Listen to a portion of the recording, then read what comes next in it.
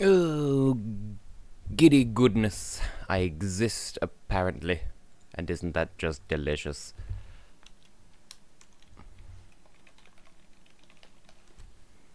Now I've suitably plugged my existence on every corner of the internet, literally every single one, without exception. If you've not seen an advert for my stream, then clearly you're existing on the wrong plane of reality. Get off the plane and walk. Walk across the Atlantic Ocean. I'm high, because I'm setting up the stream, and dying on the inside. I swear I've had something, like, caught in my throat for, like, the past 15 minutes. Blackwell has arrived with company. Oh, purple today. Because Streamlabs just picks a random colour every time I stream, and the colour of the day is purple, apparently. Purple sure is a colour. On a scale of 1 to colour, it certainly does. So, I don't really know what to say in setting up this stream, because for once, I actually have most, if not all, of my shit together. So I can just dive right into the game, and I probably should, to be fair, because, like, having reviewed the footage from last week's stream, basically 9/10 of what happens in this stream is just going to be going around cleaning up dungeons, and I feel as though, like, my end goal with this particular randomizer seed is to open the boss key chest in Ganon's tower. Hello, Niels. Because, like, for one, I don't really like fighting Ganondorf at the best of times. 2, I really don't like fighting him with keyboard controls. And 3, past that point, it's the end of the randomized stuff anyway, so, like, you could just watch any old fight with Ganon. So, my line of thinking is get up to the boss key chest in Ganon's tower, and that's where I call it. Actually, yeah, I can just stop speaking there, that's where I call it. So, oh, so the tracker appeared just fine this time, and Gonta Daddy is still here. I'm probably going to replace Gonta Daddy with something else in future streams, but can we please? OBS, can we please? Thank you! So, in the last stream, we ended in the water temple, and in hindsight, that probably wasn't the greatest of ideas. Because, I mean, we've got the Master Quest water temple going, which means that, like, in Master Quest, it gives you the long shot, like, right away. But, of course, it's randomized, so without the long shot, we're probably going to be going a lot of nowhere, a lot of quickly, before too long, so. Also, I forgot that the music randomizer made this place Goron City. Also, I can never remember which way the correct way is in the Water Temple. Like, I know which rooms do what, I just forget which order you're supposed to visit them. So, yeah, we have Zelda's Lullaby, we have. Yeah. Yeah, we're good. What is wrong with Gonta Daddy? He's best boy. Just consistently. But at this point, since I have sprites of my own character from Curse Potentia Est, I should probably have him on the stream. But then every stream I would have to, well, I think I wouldn't have to, but it would behove me to credit the girl who made these, well, I should call her a woman, she is a woman. I think she's around my age, but nevertheless, I want to convey respect to her because she did an absolutely amazing job with the sprites for Curse Potentia Est so far, and I intend to commission her again at some point soon. Oh, good! Stealthoses, and hello Dino, and which stream that I used to stream, which stream that I used to stream, clearly that's exactly how English works, because kind of a good time to bring that up. I do have, like, stream plans going forwards, so I will come back to Stardew Valley in the comparative near future, and at some point, like, at the moment, Heather on Stevia is, like, crazy busy. Like, I got in touch with her a couple of days ago, and she said that, like, she's having crazy business going on, which I can appreciate and understand and whatever. And there's a song! And, like, I want to wait until, hang on, what did we just get? Did we get the Song of Time? We have the Song of Time. We got the Sun Song! Yay! That means I can get that one thing in Kakariko Graveyard. Drink the Knife. And Dream Daddy, of course. Well, Dream Daddy ended. And right, I'll think about the Belgium representative in a moment. I'm going to get this thought out if it kills me. So, once Heather stops being busy, I intend to stream Ultra Despair Girls.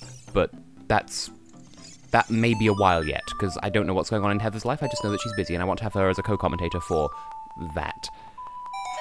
And let's see, there will be other things. We've got the Wii set up in my bedroom now, so we absolutely can do, well, I say we can. We can at least, we're several steps closer to having more family game nights with the parent Hexagons. Because I know y'all like Mama Hex and Fatherlating Hexagons when he appears. And basically, I haven't tried for literally a full year, but the last time I checked, which as I said was a year ago. Oh, good noise. Oh, we don't have the maximum wallet yet. Well, we have the original maximum, we don't have the randomized maximum. Okay, so it's been over a year since I checked, but the version of OBS that I use doesn't seem to like interfacing with my Elgato. So I'm going to look into that at some point, which I've been saying to myself for the aforementioned year. And if I can get that to play ball all nice and goodly-like, then I'll be able to stream from, like, the Wii and the Wii U and all that good stuff, so we'll be able to have family game nights of, like, Boom Street, known in some countries as Fortune Street, and Mario Party 6, 7, 8, 9, 10, 4 and 5, though 4 isn't actually that good, now we'll fight people over this. And we still haven't checked the, like, I did sort of half-assedly look for the monitor cable that I know I've seen, and I haven't actually had any success with that yet, but I haven't really properly tried yet. So there is a cable somewhere in my room, and if I plug it up just correctly, then I'll be able to do, like, Jackbox streams featuring the fam. So get hyped for that, get hypothetically hyped for it. Anyway, can I go through here? I actually can, surprisingly enough. Because there's a whole load of stuff that you can't do in the Master Quest Water Temple.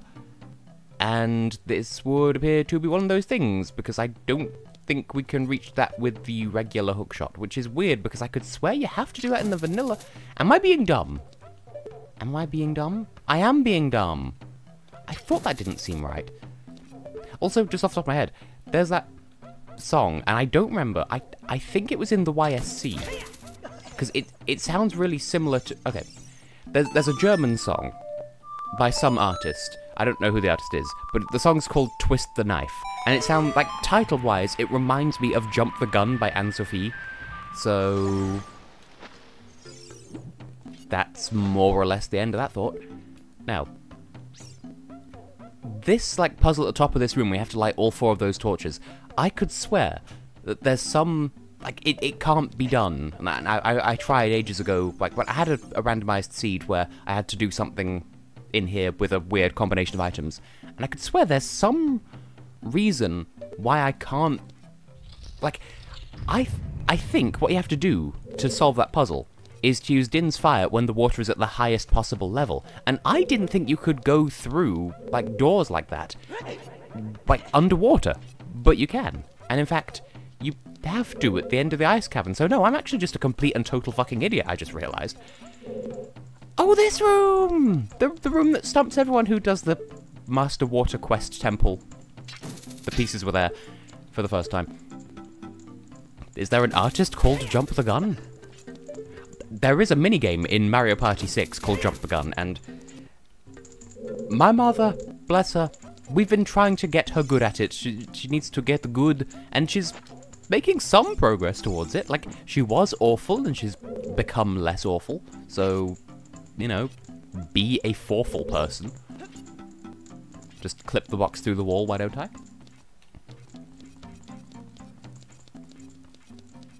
So there's a group called... Why... I don't really get when you have artists or whatever whose, like, name is... How do I check that? Like a phrase, like an instruction. Like, there's Jump the Gun, and there's Run the Jewels. I don't even know who they are, but I've heard of them. Fucking... What am I thinking of? There's... Portugal the Man? Like, what's the story there? Well, actually, I'm saying that I actually know what the story there is because I looked it up. It sounds like they just looked at a news report and just picked 3 words at random, and that was their artist name. Like, You know, the gentle pee-pee poo-poo was intercepted the other day trying to steal diamonds from a jewelry shop in Portugal. The man pled guilty. You see, that's what it sounds like to me. This news report by Tess.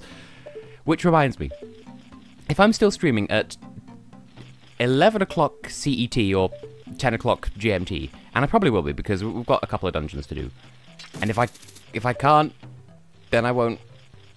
I know nothing about running jewels. Anyway, if I'm still streaming at 10 o'clock GMT, someone please tell me to tell the secret carrot story, because I said I was going to do it last time, and then everyone, including me, forgot. And I don't think we can't get up there. So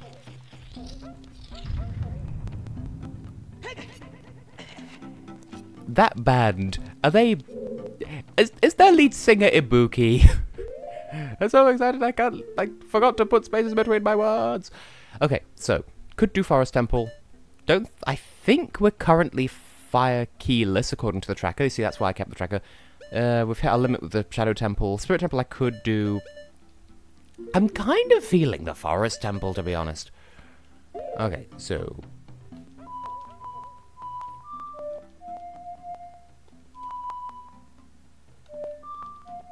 there we go. There's a band called Lovely the Band. Is it pronounced like that, or is it Lovalu the Band, or something like that? I wouldn't put it past a lot of musical artists to, like, spell their name as one whole word, and then deliberately pronounce it weirdly so that people are caught out by the fact that, like, haha, you pronounced it the way that it would be pronounced if these were all individual words, but it's actually pronounced completely differently for no way that you'd be able to tell, and that no human word would ever... Like, you know what I mean? Like, sort of like how, like, Pen Island, Penis Land, the pieces are there. Have a hearty munch for people who were here for that part of last week's stream. Hurt the munch. Period. That's a thing that women have. But yes, clearly the solution is fun. Okay, what's my prize? I really should just not do text randomizers, because... Okay, that wasn't the song. Doesn't appear to be an upgrade of any kind. I don't know what I just got. Unless it was... No, I've had that bottle for a while. Yeah, I don't know what I just got then. So... Maybe that wasn't a... See, it bothers me when I don't realise when I've got something. Because most of the time it ends up being something completely just inane. Is it the... I had the Stone Raggedy anyway, though. Yeah, no, I have no idea what I just got then. Was it the fire arrows? No, I've had those for ages. What did I get, game? Why are you like this? See, I don't know any songs called Broken, but I know a song called Unbroken. And it broke Iceland's qualifying streak. It's like... At some point, obviously... Well, I should save these thoughts for, when I do the Patreon video about Iceland, but, like, certainly in modern Eurovision, I swear, Iceland have failed to qualify with some really good songs, and qualified with some songs that perhaps shouldn't have qualified. And that includes Jäger Leaf, and I seem to be the only person who thinks that. And it's such a boring song! Like, I know our collective hackles rise whenever we hear, like Janro, bless his soul, we don't hate him. He just has some very unique opinions compared to a lot of us, and that's good. We support, and you know, in this house, this is the Master Quest version of the Forest Temple, by the way. In this house, we support diverging opinions. But he was talking about how he finds True Colours from the Czech National Final to be so boring. Well, that's me at Jäger Leaf, and also Silent Storm, and I can say that because Sis isn't here. Also known as Is Sis Cake Hat? I feel like they're the same person. Bombs? I mean, in my case, I just found it to be a boring song. that was it. I wouldn't have liked it no matter what language it was in. Even Japanese, implying that that has anything to do with it whatsoever. Now, can I want to get like a combo going here. I did not think that could be done. Also, I love how this... Well, yes, well, you're a different kind of... Sis. Oh, we could do more of the Fire Temple. I love how the dungeons all seem to have, like, really, like, even more unfitting than usual unfitting music. Because, like, the... Like, Water Temple is Goron City. The Shadow Temple is the house theme. And the Forest Temple is the shop theme. And the Fire Temple was fairly unremarkable, but still. Oh, is the sculpture that's over here only here in vanilla? Because we're in Master Zone. Ah, good. The Song of Time, which we know. I'm surprised I got that right first time, but I did. I am a correct boy. The worst kind of Sweden. Swedish Sweden. We have fun here. Like, one thing that I will genuinely give, like, the Swedish archetype credit for is no one, as far as I know, no one in Sweden gets all American about their identity. Like, you'll never get someone who's like, what the fuck did you just fucking say about Sweden, you little bitch? Like, you might get, like, really aggressive Eurovision fans who are fans of Sweden who aren't from Sweden, but you won't get Swedes doing that, or at least not in my experience. So credit where credit's due. You're not a horrible country, and your public transport is acceptable, at least in Gothenburg. Stockholm, not so much. Though that said, since, if memory serves, Blackquill, aren't you from the Stockholm area? Because I've been in that general vicinity, and one time we got trapped in a sealed bus. That doesn't. I say sealed bus shelter. That's not quite like we got dropped off in like the central train station in Stockholm, and we had to escape through a fire escape because literally they dropped us in the underground terminal, and everything was closed. Whereas Gothenburg never had any problems with their public transport. They're good. And also, I'm probably going to say it completely wrong, but there is a bus in Gothenburg city centre that runs to the most Swedish-sounding place I have ever heard. And it's probably not pronounced Högsbyhöjd, but that's how it looks like it's pronounced, and it just looks so stereotypically Swedish. And yes, credit where it's due. Now, the one sad thing is, I did once experience an American person who... Oh no, he did it backwards! He was writing something in an English lesson, like in high school, and he was talking about like morning dew, like D-E-W, but he spelled it D-O. America, no! America, no! America, stop, drop, and roll. You would have thought, bearing in mind it is very much possible to manipulate the values in Ocarina of Time to make block pushing go so much faster. Why did they not do this in the randomizer? Like, there are ROM hacks of this game where you can push blocks at, like, breakneck speed. Why did they not put that into... Okay. Genuinely interesting question, Niels. Because I know at one point I did go through... Like, this was a couple of years ago. I have, like, for various reasons, I do have, like, a load of slips of paper with a load of different countries' names on. And, like, well, I had an old set that I'd done by hand, and then I printed them out, like, proper fancy, like, for the Eurovision debates, for people who remember those. And I used those to determine who my favourite Eurovision country is, just by, like, comparing them side by side and, like, discarding, you know, doing, like, a load of head-to-head duels between countries. And the one that ended up winning was actually Slovenia, which I didn't see coming, but I guess that makes sense. But this was a couple of years ago, so... Like, even thinking about it now, like, realistically, they've not really set a foot wrong, so... I would guess Slovenia.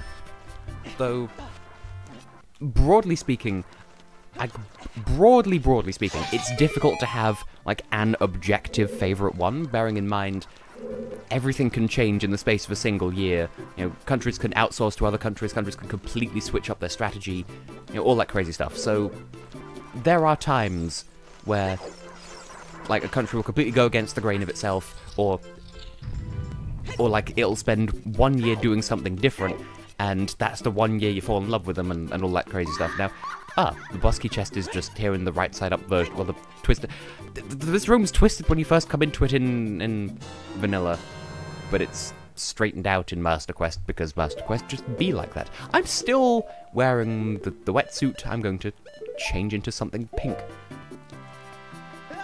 My diamond. You there, with your hand. Just bro-fist my face. Yeah, I haven't done a Patreon video about Slovenia, but it's a possibility. I mean, to be honest, I actually haven't given any thought to which videos I'm doing in February yet. Like, I know I've had a couple of ideas, I just don't remember what those ideas were. Luckily for me, I do write them all down, though, so... Now, massive sort of, like, thing that says a lot about how I work. I do have this massive preference for doing Patreon videos about countries that debuted in, like, really recent history. So, like, of the two, Slovenia would be preferred because they were a lot more recent debut, like they were 1993 off the top of my head. Yeah, because they hosted Kvalifikacje za Ministry, that was them. So, yeah, of the two, I'd probably do Slovenia before Iceland just because I don't have to go further back through history to research it, because I really am just a basic bitch in that department. Which is, oh, I got a bow upgrade at some point. Is that the thing I didn't know that it was? Because I didn't think it was the thing that it is that it was, or maybe I just didn't put it on tracker because I'm a fool. And I would say, aren't I overdue to do a non-country video for Eurovision? But no, because I just did the Junior Eurovision one. Well, I didn't just do it, like it was the last one before it's the last one that went public. So... Hang on a minute, I just realised, Niels, my favourite countries currently are either Italy or Italy? There can be only one. And, like, to be fair, I always feel like I like Italy more than I do. Because they're a really good country, and a really competent country, and their quality of songs is generally rather good. But they've sort of swung and missed a lot of times in recent years, in my personal estimation. Like, this is just my personal opinion, and only in my personal opinion. Like,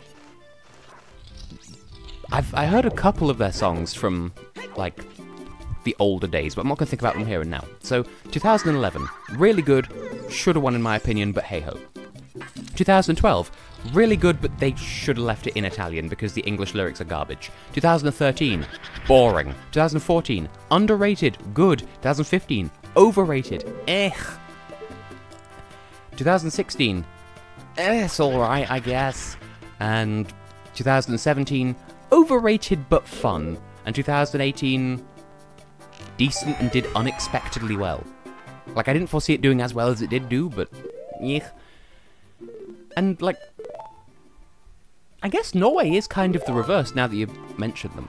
Just because, like, I feel like I shouldn't like them all that much. Because, like, I feel like they should have more mediocre songs in their history than they do. But, like, going as far back as, like, I personally... Like, counting all the songs that I know from memory. Like, not necessarily off by heart, but, like, songs that I know. Like, 2005 was irritating in my eyes. 2006, really good. 2007, more fun than I'd ideally want to give it credit for, because it is a decent song. 2008, people really loved it at the time, and I'm not entirely sure why, but it is good. 2009, overrated but not bad. 2010, I haven't heard it in years, but I didn't like it at the time.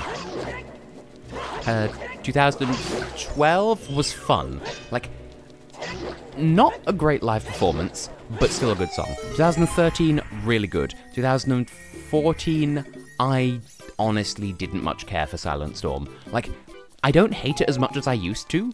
I'm just sort of, like, really towards it. Ah, good, a trap chest. Haven't seen one of those in a while. 2015, I liked a lot more than I was expecting to. 2016, I did not enjoy because it was really messy, and people are like, oh, no, you can't dislike her song, that means you're being, like, ableist because she has... Is it depression or is it bipolar disorder? Like, I know she has, like, some, like, mental condition, and I can sympathize. And people using that as an excuse to say, oh, you can't criticize Icebreaker, otherwise you're being offensive to her face. And, like, that's not what's going on here at all. And 2017 was really good. 2018 was terrible. Like, I know I really came down hard on Alexander Rybak in my review of That's How You Write a Song, but it is really basic, and, like, they wrote half a song and the rest of it is just filler to be like, hey, remember me? I won once with a load of points, and, like, that's it, that's the song. And, like, I won't deny that it's catchy, but it's just so basic. And just the violin solo isn't there because it's music, it's there because, hey, look, it's me! Remember me? You like my violins! Ah, I know, Navi, I feel. But, like, grab the moment, what's there to hate? It's a good song, it's a song that is good. I don't have any more keys, we're going to have to leave. With an A. Well, like Sieve Gaming, but with an A instead of an A. And L instead of a C. Turkey was good until they gave up, and now we're just sad, because Turkey got a brand new turkey. So, yeah, again, going as far back as I can remember, 2003, like, was probably a worthy winner at the time. Like, 2003, I probably would have had Russia over Turkey, but whatever. Like, it's still a good song. 2004, I genuinely have never heard in my life. 2005 was good. 2006 was better in Turkish. 2007 I liked, and it's because I watch a lot of his stuff, and he's got an adorable accent, and I love the way he speaks, and just, yeah. Anyway.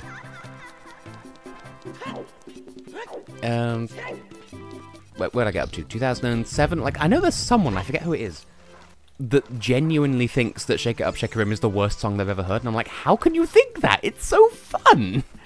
And you could also, like, slam in some of the Turkish lyrics from Superstar, and it would still work. 2008 was, like, not forgettable, but, like, easy to leave behind if you don't think too hard about it.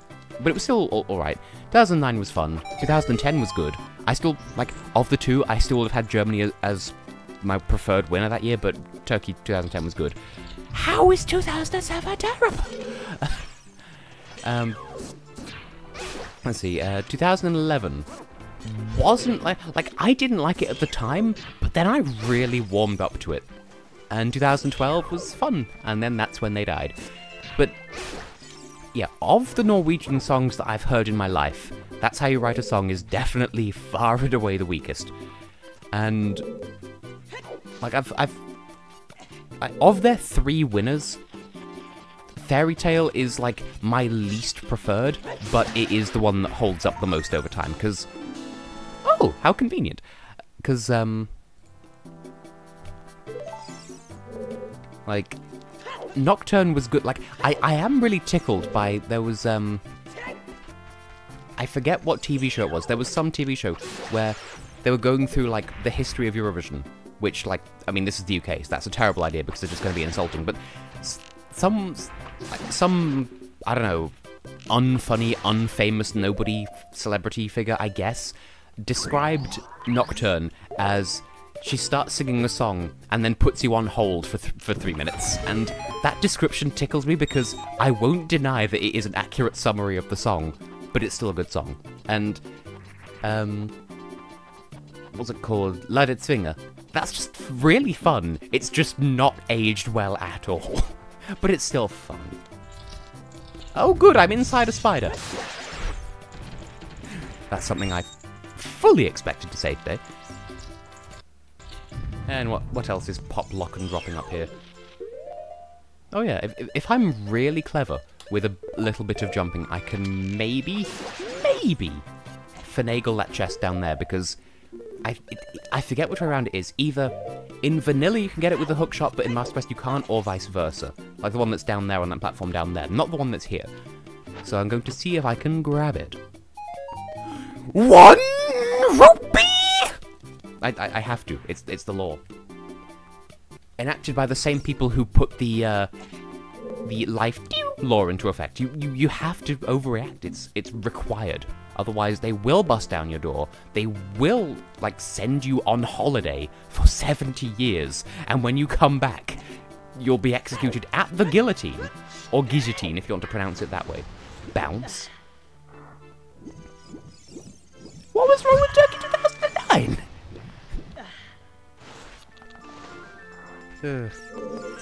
Like, I will say, like, for all the expectations people have about me, I think there is no Eurovision country that I objectively hate beyond redemption. Like, I could easily name a song that I like from every country that has ever participated. Granted, that's easier for some than others, because Morocco only ever sent one entry, and it was actually pretty decent, as I recall. The entry that Lebanon was going to send before they got banned, that was really good.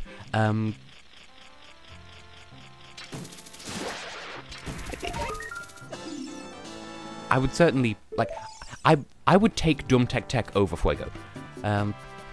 Like, I could name a Swedish song that I liked. You know, I think there is no country that's ever, like, completely balls it up to the point of being a complete waste of time.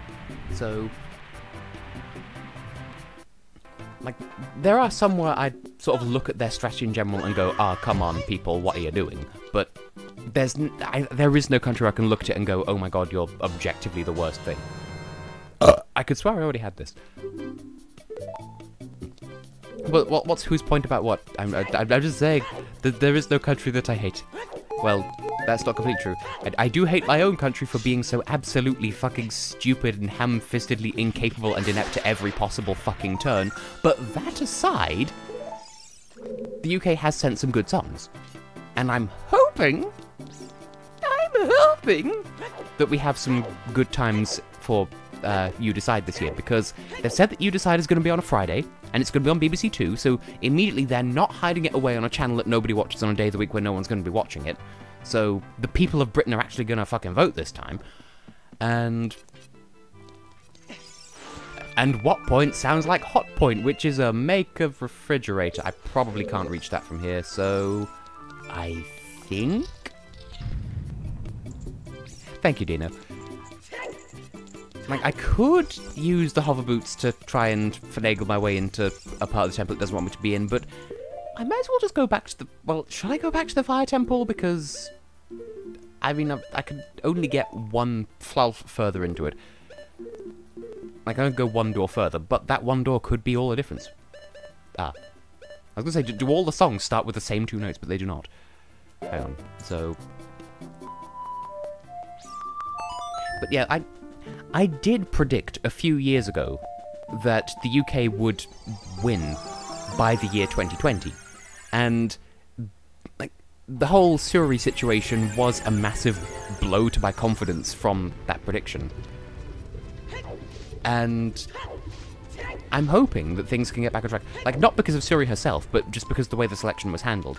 And I don't like what they've done with the selection this year insofar as 3 songs and 6 singers, because then that means that the singers and the songs have shit all to do with each other, so, like, what part do they not get of all the recent winners? So, 1944, Amar Polish Deutsch, and Toy are all songs that are, like, they have a connection to the singer that's singing them. And with 1944 and Amar Polish Deutsch, that's because the singers were, like, respectively involved in the writing of the song, and it's to do with, like, a personal batch of feelings that they have. And in the case of Toy, yeah, it was written by Doran Madelli, but I've heard the demo of Toy, and if that had been performed by anyone other than Netta, it would not have won. Like, the fact that she put her own mark on that song is what made it win. So, there has to be a personal connection.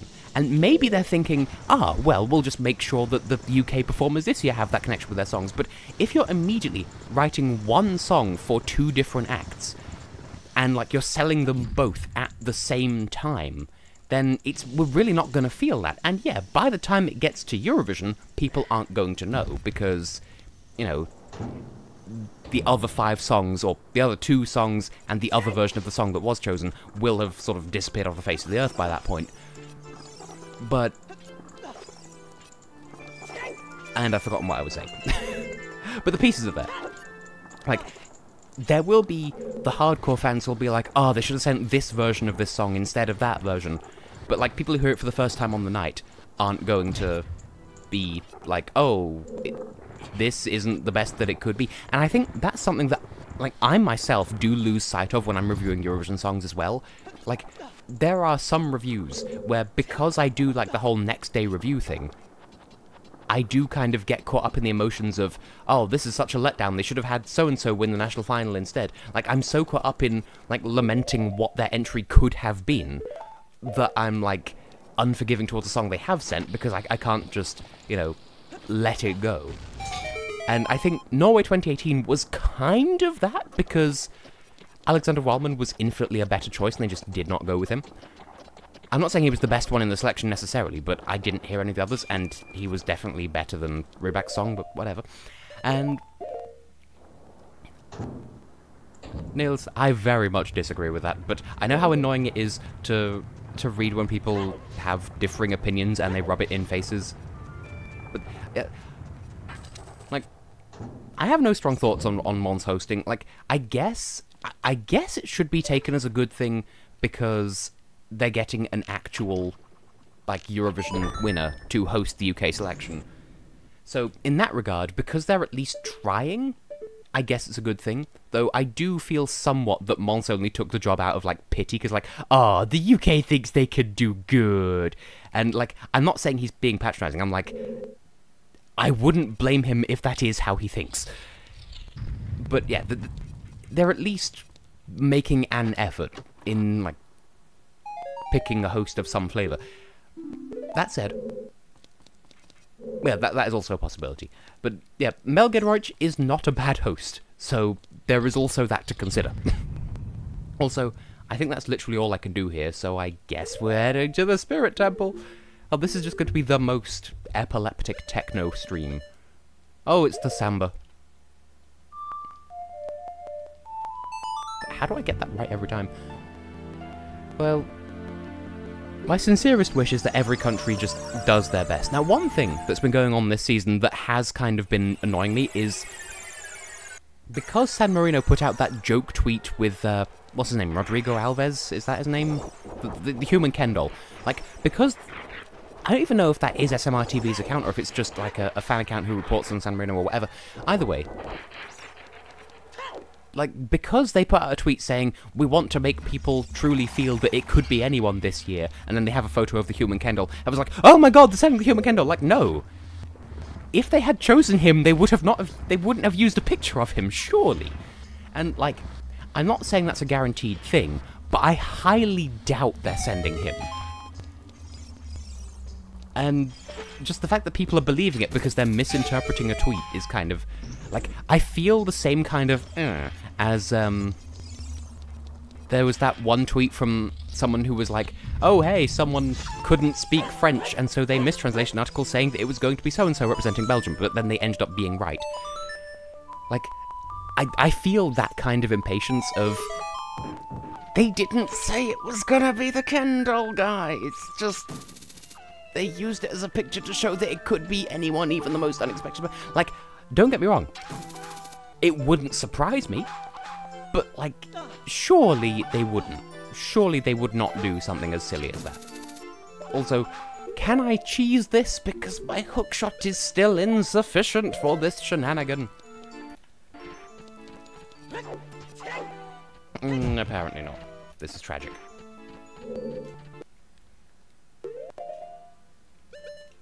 Now, for the first time today, I heard that Cherry Absinthe song that people have been going on about for Latvia, and, like, it does sound like it could be a Latvian Eurovision entry.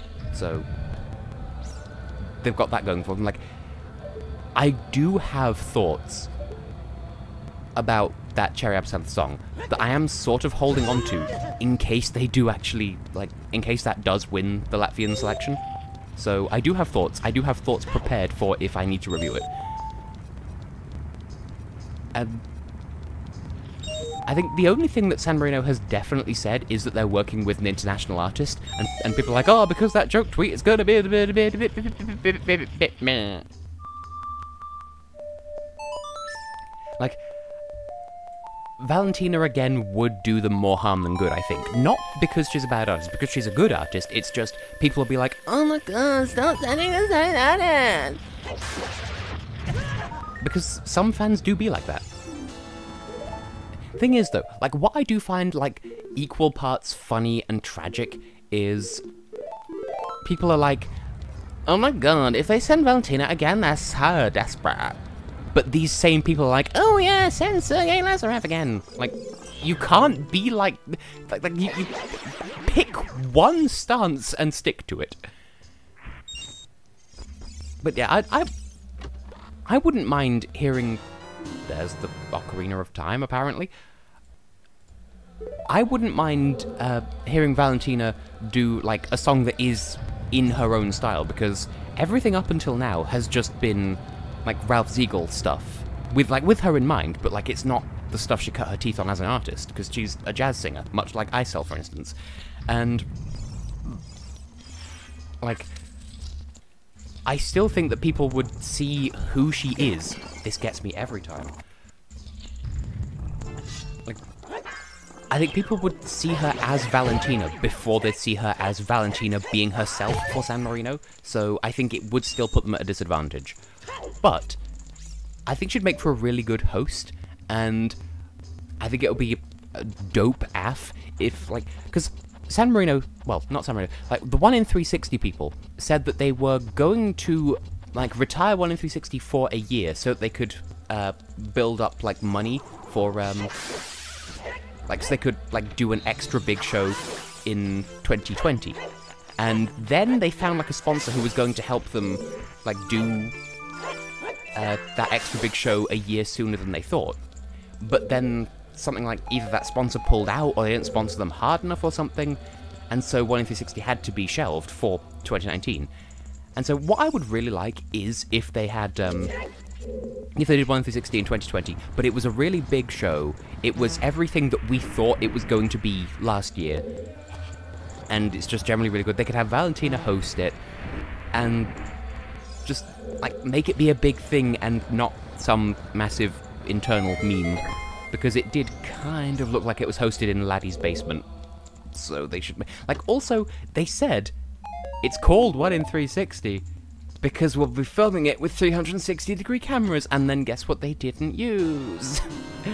So, there's also that. Also, they should just get me to host it, because I would be good. I have so much love for Soon Moon, I just want to see them do well. They're my babies. Like, I will say, it's not the worst national final I've ever seen, but you could tell it was having teething troubles. Also, I will say that there were a couple of good songs in there. It's just, I do question the format somewhat, and also, I definitely question how the voting was handled, because if, like, every singer had, like, every song, rather, had, like, a cap on how many donations they could receive, and Sarah DeBlue hit that cap the fastest, meaning that if there hadn't been a limit to how many votes someone could receive, she would have completely walked it and, like, won easily. And because there's, like, it capped off at 8,000 euros, that meant that she tied with, like, 4 other singers. And that resulted in her, like, not winning because the juries voted her 3rd. And, like, were it not for that, like, if the public vote hadn't been, oh, it's a 12-way tie for first, then it would have had a very different result, and it's sort of... It's just a little bit tragic, is just the... Like, I think the main reason why Zoe was there as well is because Christoph Straub, her father, was, like, I think the main shareholder with the production company or something like that, or certainly with the record label they were working with. So he basically owns all of the artists from 1in360. So that was a thing. And, like, I have heard, like, I think this speculation started with Elliot, for those who are familiar with him, when I had him on my radio show last year. He mentioned, like, the probability of Sarah de Blue being internally selected for Austria this year because of how well she did, like, sort of for San Marino last year. And now there are rumours circulating very much to that effect, and if they do pick her, please give her a good song. And if not, there's the fucking long shot. Navi, that's not the Master Sword. Bless your heart and soul.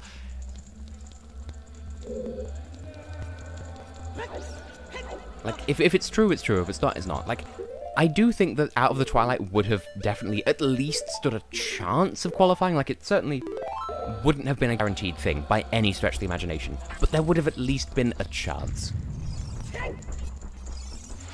And, like, one thing that I will say about some of, like...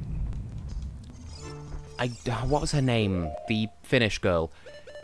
The one who did Circle of Light in Uuden musiikin kilpailu the year before. Like, her songs were good, but her live performances were not. And, like, no disrespect to her, because she is a good songwriter. It's just not the greatest live vocalist, but I do, like... I do feel for her, because apparently she got a load of, like, online, like, harassment because of Circle of Light, and, like, that genuinely got to her, and I absolutely feel for her, because people are dicks. So I don't mean to insult her. It's just her, like, live performance at 1 in 360, and by all accounts, Uuden musiikin kilpailu as well, didn't live up to, like, the quality of song that she is capable of writing. Like, she writes better than she sings, but that's meant as a compliment to her writing more than anything else.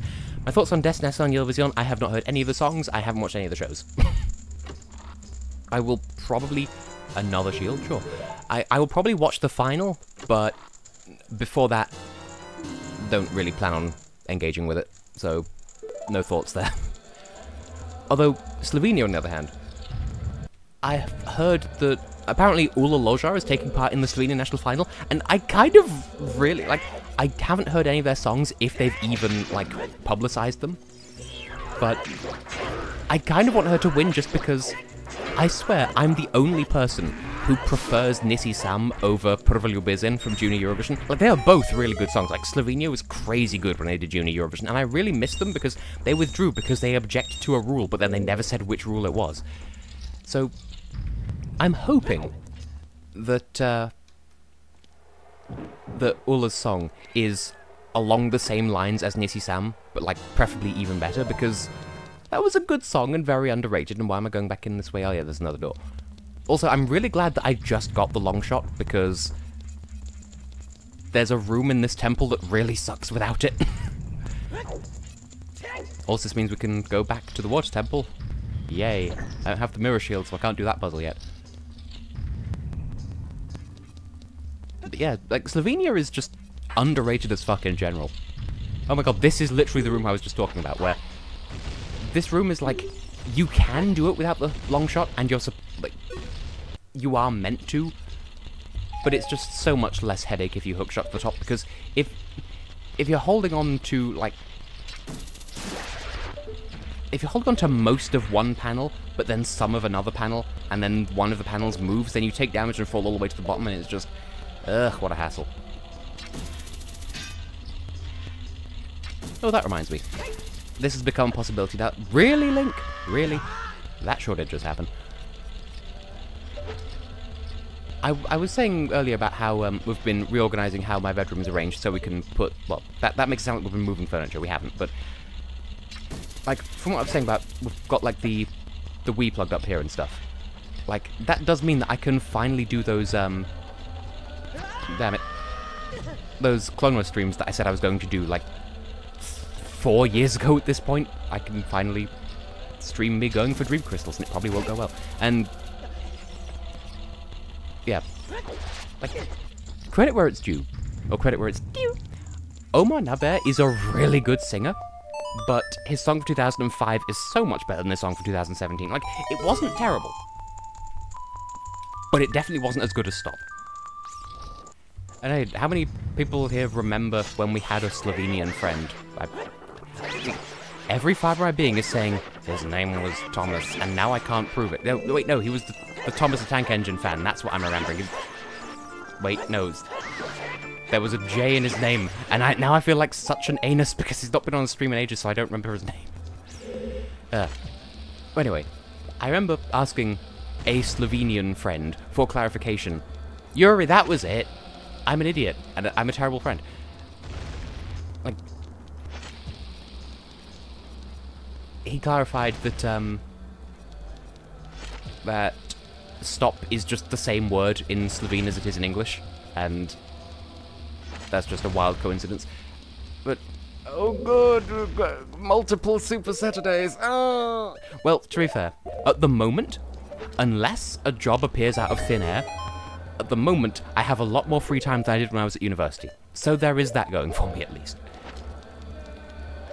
So as long as I stay on top of the Patreon stuff, and, you know, do my best, do it every day, hopefully I'll stay on top, but it's gonna be a lot of work! Also, is Croatia having a national final, or did I dream that? Oh. Also burp. Well, let's see. 2000, all that for a scholarship token, which is now completely trivial. 2010. I actually like, but like it ironically isn't quite accurate, but it's...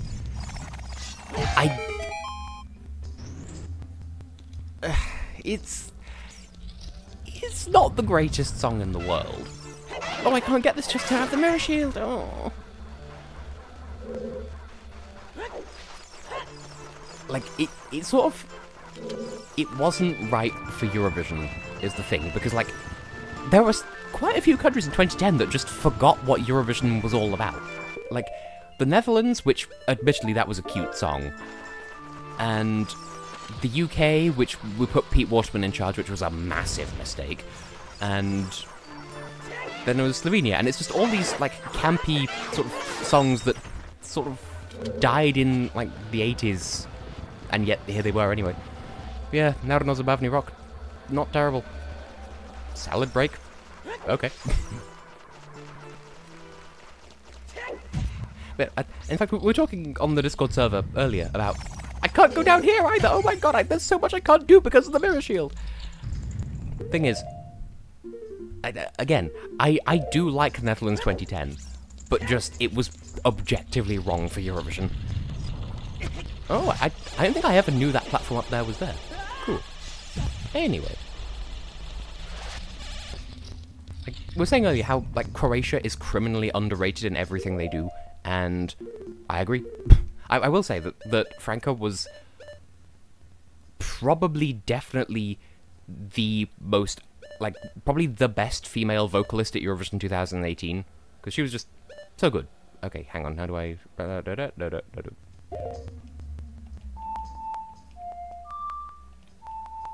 I've forgotten the song already. This is why you don't jumble your music notes, kids. Oh, it's down, up, down, down. Okay, so...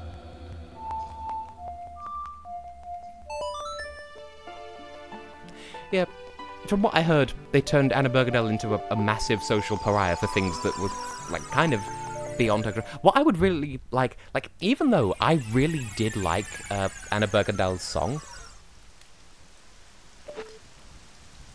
I kind of hope that they select her for 2019 and then fail to qualify again, just like, not out of anything personal, but just for the lols, just for the memes. And also just so Sweden doesn't qualify. Preferably in the same year that San Marino does. Don't you dare turn to daytime. Don't you do it.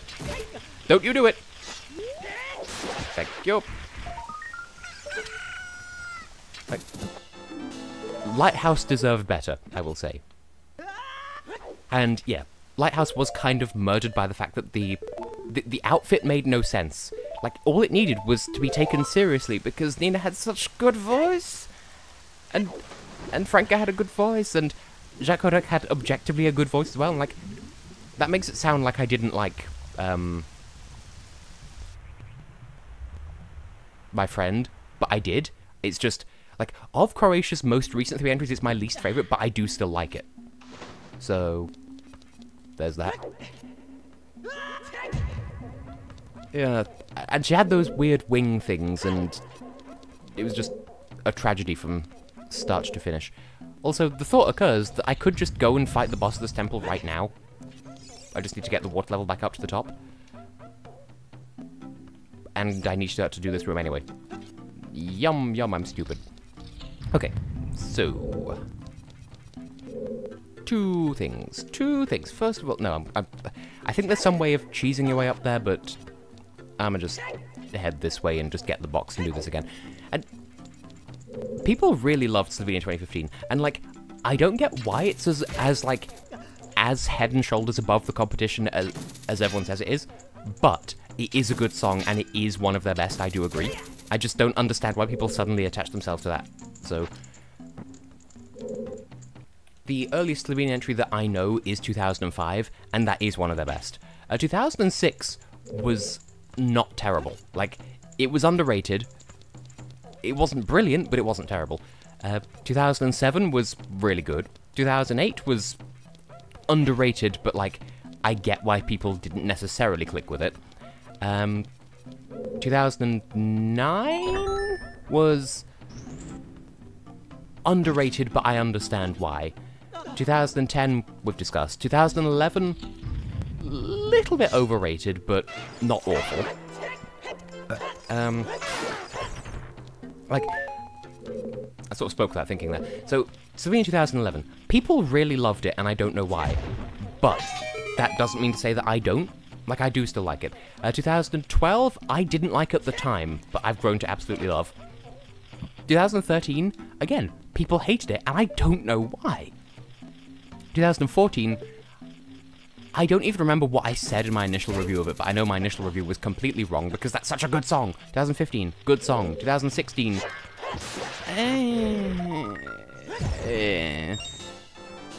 not terrible, but not the best.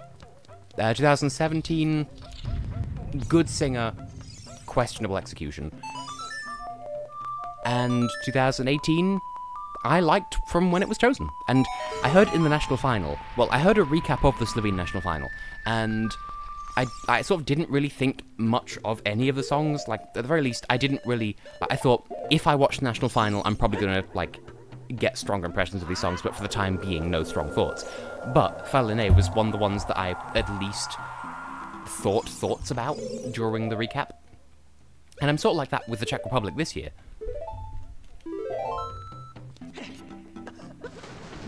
Like, I'm not going to go out of my way to listen to the, like, the songs in full, because there isn't going to be a full show. But, like, True Colors stood out to me, and I want to like Space Sushi, and at the moment, like, it didn't leave a very good first impression, I'll say that much. So... Okay, it's funny you should say that, Heartbeat, because my mother was asking exactly that, like, yesterday.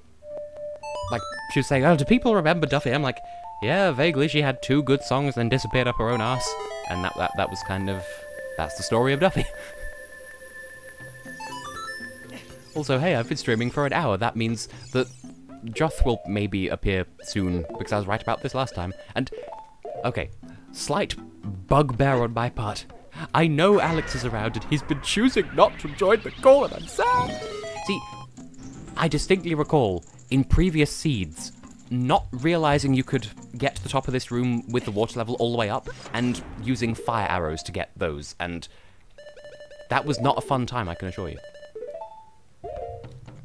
So I don't actually remember, like, I've only listened to the recap once, so I don't remember. Like, the only thoughts I had were that True Colors was the best one, and that the production quality, like, say what you will about the songs themselves, but the production quality of the whole thing sounded like an online song contest, and I mean that as a compliment. Like, they all sounded, at the very least, like they were chosen by people who wanted to get competitive, and some more so than others, but that just sort of accounts for people sometimes have dubious taste in online song contests. Did I just get turned around by the janky camera? Can I step on the bread? Step on the soggy toast! Step on the soggy toast! And whoop the button. But yeah, I remember nothing of Space Sushi, so for the moment, like, my brain is sort of filling in the blank with just, I have my suit on, no need to worry, give me your body, let's write a sushi. And that's it, that's the song. And beep boop. For some reason, Master Quest just, in the Watch Temple specifically, just loves these walls that you have to boop. Yeah, don't say. So we have the Forest Temple map now. But yeah, the one thing that I have with Slovenia 2011 is Maya Kids is like a good artist, but just overrated. And I don't know why, or I don't know when that happened, because there was like a very brief period in online song contests. Because like I used to be in that scene. I used to host the YSC. There was a brief period where there was one song by her, and I do not remember what it was. But like that was one of those instant win button songs where people would join an online song contest, pick a completely random country, send a song that they know will do well because they've seen it win other contests and because it's hyped to fuck, and then like win with it, and then maybe abandon that country, and almost definitely abandon the contest as a whole, and if they don't, abandon that country at the very least, because they're not interested in competing in a song contest, they're only interested in getting as many wins as they possibly can.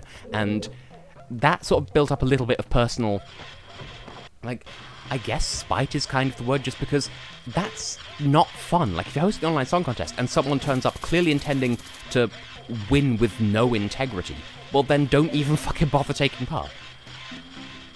And there was someone who I turned away from the YSC who had wanted to send that overrated song. I don't remember what it was. And I'm like, look, for the reasons I just specified, please don't. And they got all pissy, like, oh, well, you let so-and-so represent Cyprus. I'm like, yeah, but that isn't an overrated instant win button song. And bear in mind, this is beef from, like, 2015, so this is very much old news at this point. But am I speaking any flavour of sense here? Also, what song am I thinking of? Because I know she did You're a Tree and I'm a Balloon, and I don't think it was that one. There was another one. And, like, Chandelier by Sia was another one of those, and there was, Rizamin by... Is it pronounced Kesh-Yu or Kesh-Yo? The Kazakh group. But, yeah, I ended up, like, terminating my tenure with online song contests just because it stopped being fun, both to take part and to produce. And, you know, I've mellowed out over the years, and I do take part in one now, partly because it's named after me. And, like, also, what is this insane combo? Oh no, I'm in the wetness. I've never fallen into the wetness here before. Like, at the start of this boss, in the vanilla game, because this is a randomizer, we don't see any of the cutscenes, but, like, in vanilla, and Master Quest, but no, in non-randomizer, Navi's like, hey Lig, be careful, that's not normal water, and, like, I feel like that should be a warning of, hey, don't touch that water, hey son, don't touch that cactus, you're dead to me. You know, like it might do you a damage, but no, it's just the body of a monster. It's chaos before Sonic Adventure was a thing, or around the same time as Sonic Adventure being a thing. When was this game released? Nipple. The wet nipple. The frosty kitten. Little pile of poop room. And what's my prize? Just suddenly getting all the maps all of a sudden. I wonder if there'll ever be a Eurovision song called Maps. I have no reason to think that, it's just... And the funny thing with Hexvision is every single edition so far, I've come third. I just love my consistency in doing that.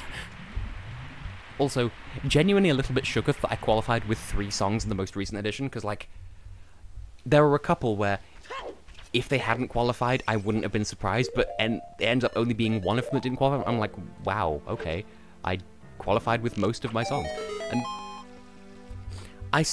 back in the day, I was aware of North Vision, and even back then I remember it being overproduced as fuck. Like, it's good to be passionate about something, but when that something is an online song contest that already, like, skirts the boundaries of copyright ethics, and ultimately all it is kind of deluded fantasies depending on... Like, if you take it that seriously, and you're pretending that it really is being hosted in whichever country, and that so-and-so really is hosting it, and you really are collecting in votes from all these different countries, like, at that point, it is being taken too far. And, like, if you're gonna spend, like, 2 whole days, for example, building, like, a really like, professional, admittedly, looking, like, visual identity and whatever, just for something that isn't real. Like, it's... Like, there's no way that I can explain it that doesn't make me sound like a complete and total anus. But, am I making sense? Because, like, there are other things they could be putting that talent towards, rather than something that will never be legitimized in any format. Because if you do an online song contest, at best it shows organizational skills and graphic design and whatever. But, ooh, at the same time, it's something that no part of it can ever be legitimized. It will only ever be something you do as a hobby, and you shouldn't let that completely consume your perspective of it. Like, there are people who take it too seriously because they perceive it as being this massive real thing that really is being hosted in whichever country. Like, at that point, it is just beyond the pale. And, like, I don't want to insult people for, like, having something, like, a hobby. Because, like, certainly, I have no beef with that. It's just, you know, that you do have to draw a line somewhere. Also, I just realized I have a long shot, so I can go and do the Gerudo training grounds now. In fact, there is no reason why I shouldn't, because there's a load of chests in there, we're right next to it, and we have 3 keys at least. So yeah, I guess we're going to the Gerudo training grounds. We'll break up all of this dungeon action with a dungeon. Well, a mini dungeon, but you know.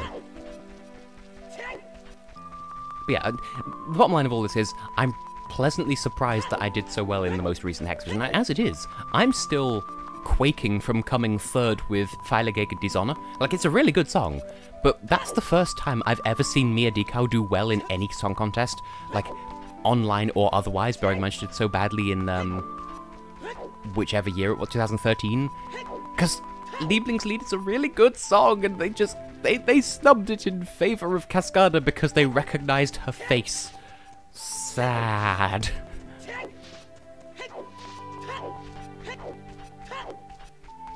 Anyway, bees. Wow. I remember mentioning this like a while ago, like a couple of streams ago, so several weeks ago, but just my commentary is just waves. Like, sometimes I'll have so much to say, I'll get on this really long, massive, and vaguely entertaining tangent, and then like 10 seconds later, I'll finish the train of thought, and it'll just dry up, and then just the entire commentary will just be over. Thank you, Niels. This is good singer, good song, underrated in her everyest pursuit. Which hole has the scratchy boy?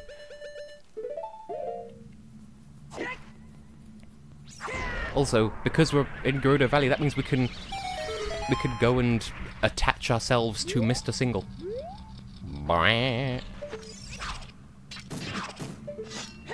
Bing bong. That's the Gossip Stone just questioning being attacked by a sword. Someone in chat, please let Dino know how to participate in the thing, because I don't know if all of y'all can post links or if just Heartbeat can do that, but, like, make the necessary connections. But yes, it requires Discord, which is good. So there you go. And you can also join the TessHex Discord server while you're at it if you haven't already, because we have fun there. We communicate. Yes, I am real human. I talk like person.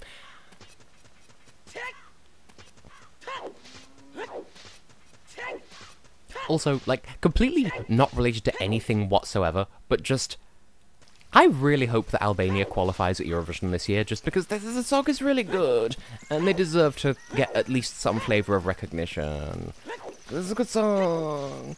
Yeah. Meow. Doctor, give me the sauce.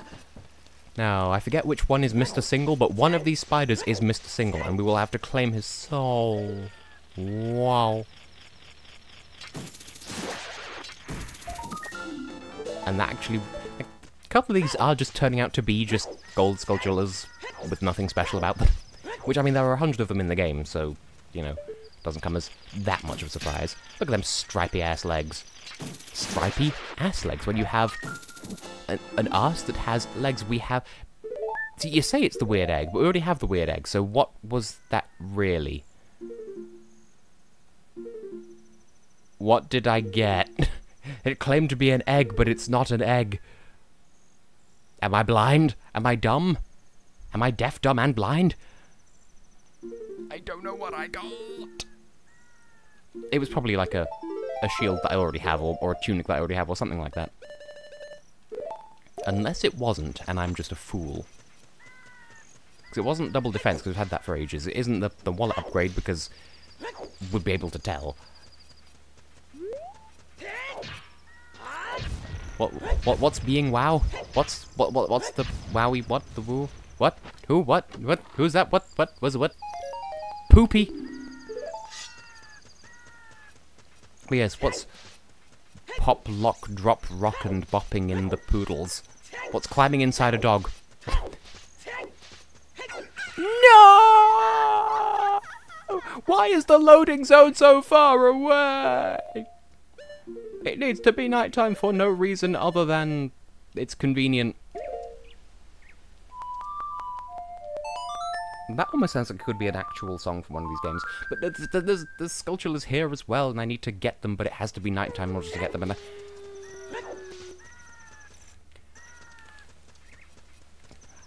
I have the Guido trading card, but that doesn't count for shit until I free at least one of the carpenters. And I'm actually kind of surprised that that Mans.hot qualified. Like, I'm not going to say, like, pleasantly or unpleasantly. I'm just surprised. It's just...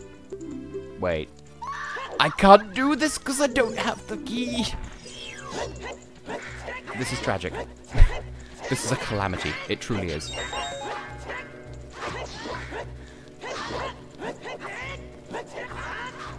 You must die.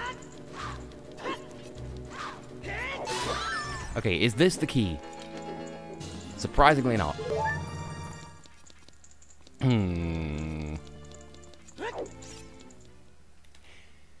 that's going to need to come up in the randomizer. We need to get lucky in that regard. We need to rob a Mexican puppy. Now, question. Is anyone else's Discord doing a weird thing at the moment where the notifications are, like, they're there, but they're completely invisible and you can't touch them? Because that's a thing that's happening with me at the moment. Like,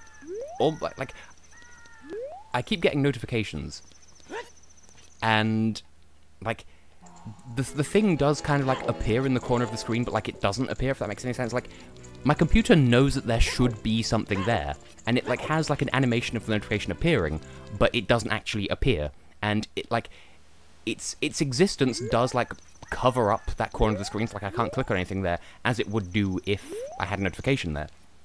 But just notification is invisible, and, like, as it is, Discord downloaded, like, 19 separate updates over the past day, and, like, what are any of these? You know, can anyone else relate to... Like, every time I look away from Discord and look back, it has, oh, I need to download an update. Like, really? Like, why are you like this, Discord? You're not Mr. Single. Mr. Single is dead. Can we please? Can we please? Nope, it's just another one of those. I thought we could make some heads, shoulders, knees, and progresses. But alas. Now. Can I please? I can please. Can I please the sack? Christmas card for Toe and his little brother Sack. What's in the box? It's a dick. Nah, but for real, it's another one of these. Oh! Right, what have we got here? I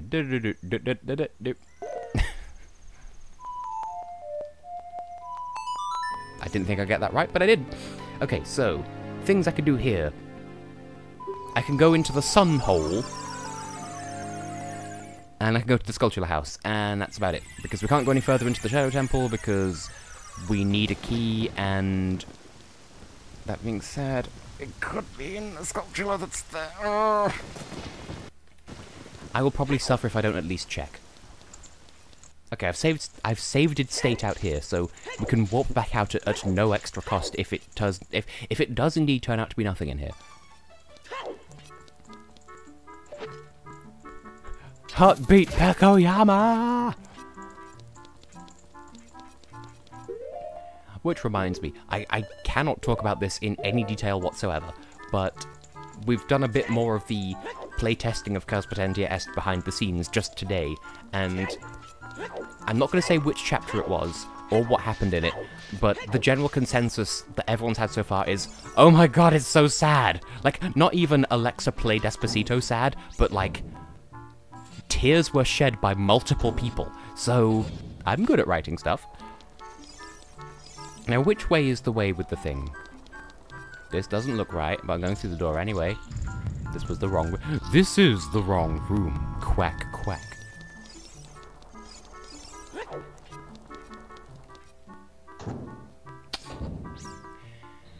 So is everyone having a good evening so far? Because normally I have a co-commentator by now, so I'm burning out. So clearly I just can't do... I just can't commentate anymore. Now, is the block didn't... Fuck it. I'll come back to this later. Well, congratulations. Have a hurty bunch. We've established this. Kick, punch, it's all in the mind. Why, thank you for the speedrun strategy there, random ghosty goo. Ooh, I can go back to the Temple of Time and get a prize for existing.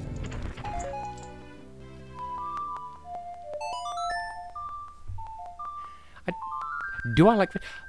Broadly speaking, no. Like... Oh, I'm inside the chest. Like, I'm okay with tuna sandwiches, and, like, cod as, like battered cod for the sake of fish and chips, and fish fingers, or as Americans call them, fish sticks. But other than that, I'm generally not a fish person. So... that was a conversation. Congratulations, award yourself a fish nugget. Or don't. Okay, before I do any more dungeons, two things that I shall consider unto myself. First of all, go back to the Temple of Time, get whatever the Prelude of Light has turned into, because we have the Forest Medallion, so we can go and do that now. Then after that, first of all, I want to check all these just to make sure I've definitely got all of them. Now go back to being Child Link, and there's a thing I can do. I've already forgotten what it is. Oh good, a heart piece. A piss of heart. Right, I can't do the bottom of the well yet because I don't have the Song of Storms, which is all well and good as far as I'm concerned, so... Oh yes, I can go to Lake Hylia, finally dive down and get whatever Ruto's letter is. Like, would it not just be the fuckiest thing if it turned out that... Yes, heartbeat, clearly. If it turned out that Ruto's letter was Ruto's letter all along.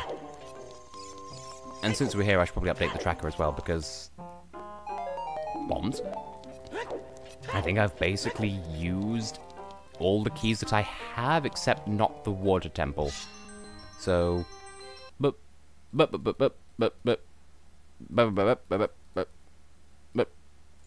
we go. I might be slightly wrong with some of those numbers, but... If I'm at a loose end, I can go back to those places. Ah, my legs! Okay, so what is the wet song? There are fish people in a lot of games, to be fair. And yes, I agree that Prince Sidon is hot, but there's a time and a place for such discussions. I have never actually watched Bundesvision, but I've heard a couple of songs from it. The only one that I remember off the top of my head is Schwarz zu Blau by Peter Fox, and that was a good song. And that's it. Like, I know Heartbeats explained bits and pieces to me, like you could vote for your own Bundesland, and it sort of stopped when Stefan Raab stopped existing, and that was most of it.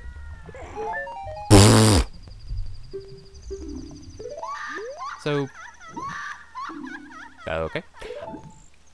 If they brought it back, I wouldn't mind. It's like Eurovision, but only for Germany. And I'm sort of surprised that people aren't saying, Bring back Bundesvision and make it their national final. Like, would that even work? I'm inclined to guess probably not. But you never know. Anyway. I don't think there's anything else Child Link can do at the moment.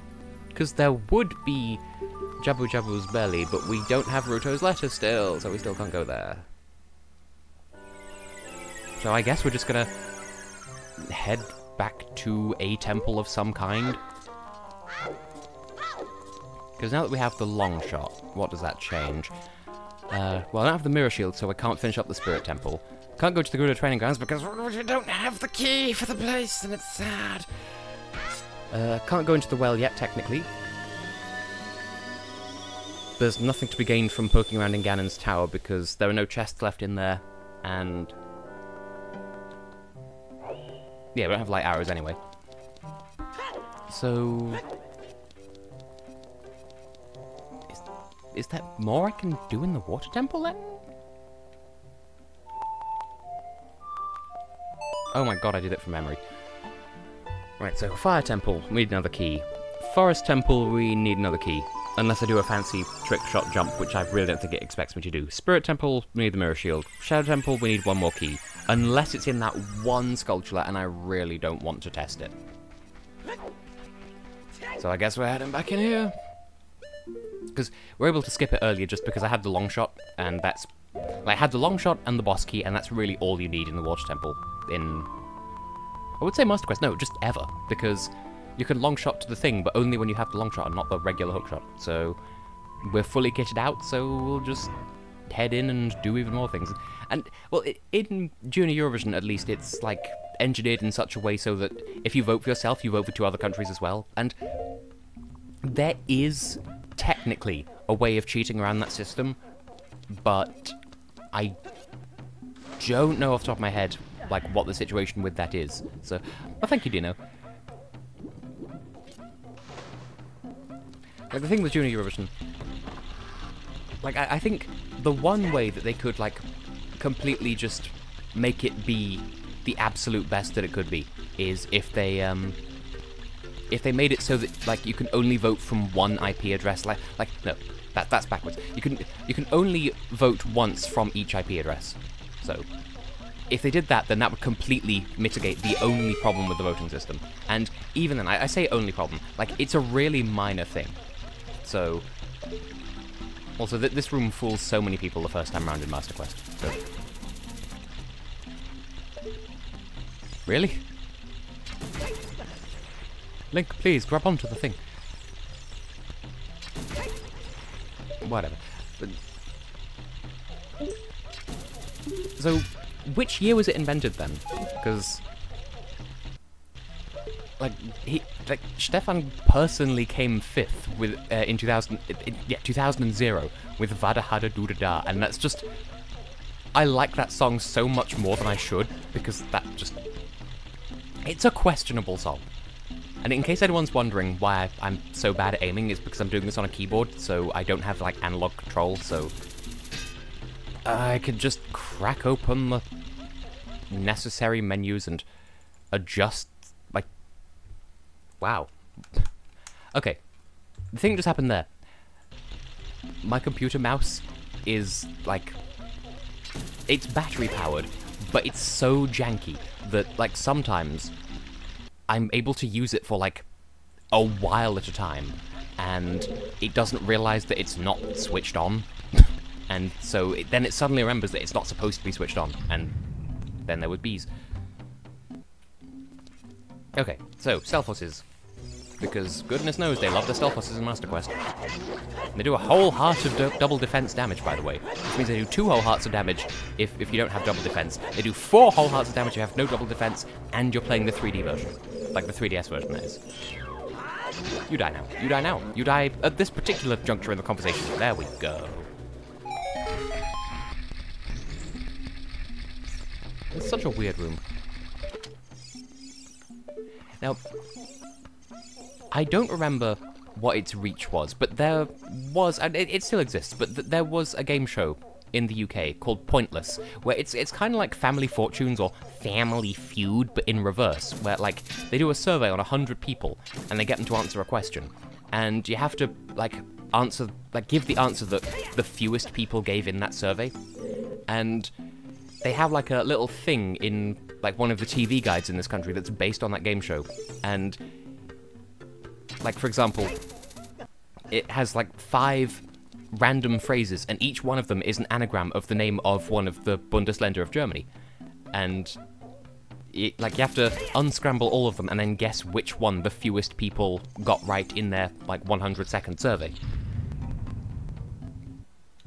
So that's a thing that I'm good at and most people in my country aren't. Hey, Dark Link, you exist. Dark Link, exist, please. You've already stolen my reflection. Such a weird room. Like, he doesn't appear until he's off camera. Now, I know there's some weird thing you can do with the hammer to make him, like, never hurt. Like, you can hit him with the hammer just once in just the right way, and that makes him, like, always susceptible to your sword or some weird shit like that.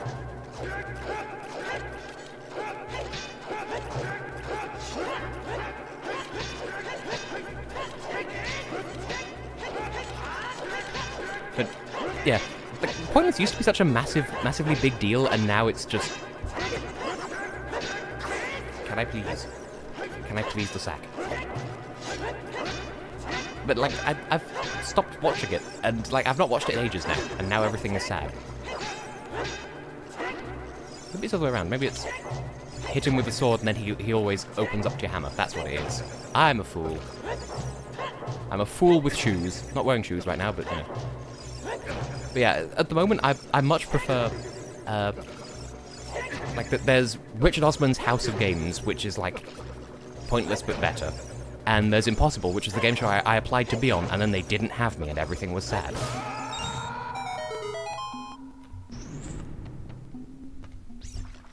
The only thing I know for certain about Pointless internationally is they had it in France, and then I think they had it in Germany, but then they had like a Swiss-German version that had a different title.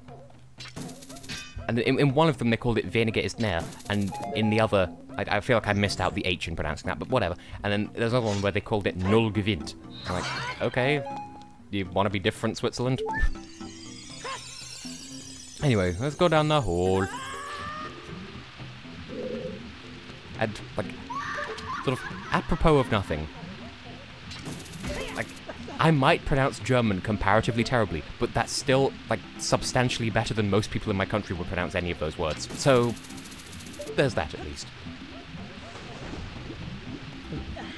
What's it called in Croatia then? Because, like, nowhere seems to retain the punniness of the English title. So, maybe it is a different. Link, thank you.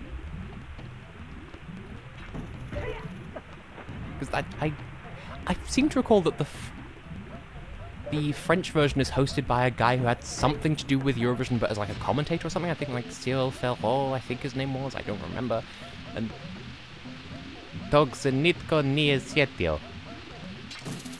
I just love the way Croatian sounds, he says, probably pronouncing it horribly. I used to be good at foreign languages, and now I'm a sad, miserable, washed-up old man of 22 years.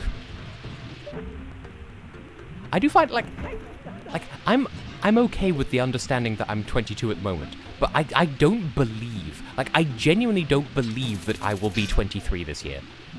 Like, yay, I'm just so used to, like, when it comes to me saying stuff in foreign languages on this YouTube channel, half the people really praise what I say, and the other half are like, oh no, Tess, don't bother saying our language ever again, you're horrible. It's like, I'm glad I succeeded this time. Because it does always seem to be like a 50-50 thing. Some countries love me, some countries hate me, but all countries get to play with me. Also, is there a Scratchy Boy in there? There is not. That's in the vanilla version. So, yay.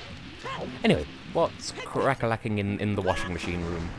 I call it the washing machine room. There is no washing machine, it's just a room where you go spin. Now it's Master Quest, so I don't think I need to worry about the diddly doopy doopy doopy doop. Link, can we please? This is not Mario Party. Okay, we went into the hole. We can ascend the hole. We can rise up through the shaft. We can rice like a fire chicken. That is still an old reference, and I'm still not going to explain it because I'm awful. Oh my god, what is it doing being 9:30 in the evening? Or at least it is here, anyway. It's like 10:30 in some countries, 11:30 in other countries. It sure is an evening. Rise like a hole. That moment when you're so aroused that your anus turns inside out. What the fuck did that come from? I apologize to just everyone for everything that I ever say, do, and otherwise generally exist with. So this room is kind of bad, because you get over here and you're like, oh, well, how do I go any further? There's a couple of torches on the other side of this wall that you can barely see because of how thick the wall is, with like at least 2 or 3 Cs. I think it's more of like a 2.5 C hole. I said C hole. Okay. So what now? We can head down here, and I forget what this gets us, because we're heading back towards the main room. So what else is there? There's the Skulltula bit. There's... How many of these windows have we been through? I think this is how we open most of the passages through here, so that was necessary at least. Oh, right, we're on the bottom floor. So I guess I just need to go up and down, and then we should have cleared this whole place out, I think. Yeah, there's the grate that we just opened, so...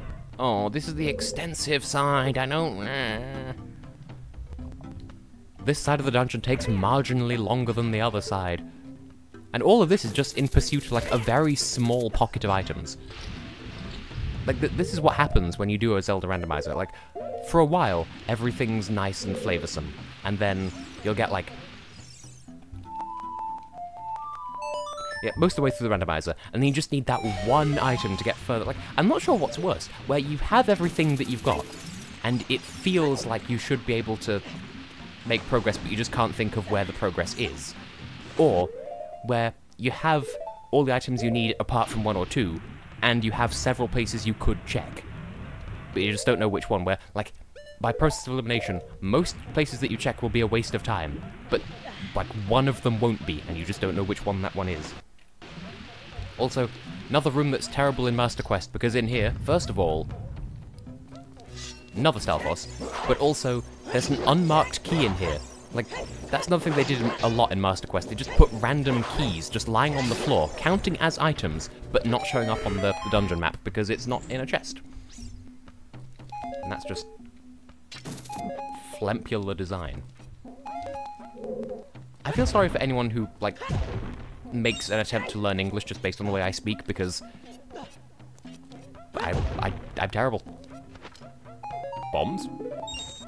Why is everything bombs? Can we please have something necessary and useful? And for that matter, will the Canadian please join the voice call? He said he might, but he said that 3 weeks in a row. I have been abandoned by all of my friends. Oh god, this room! I don't like this room! Oh!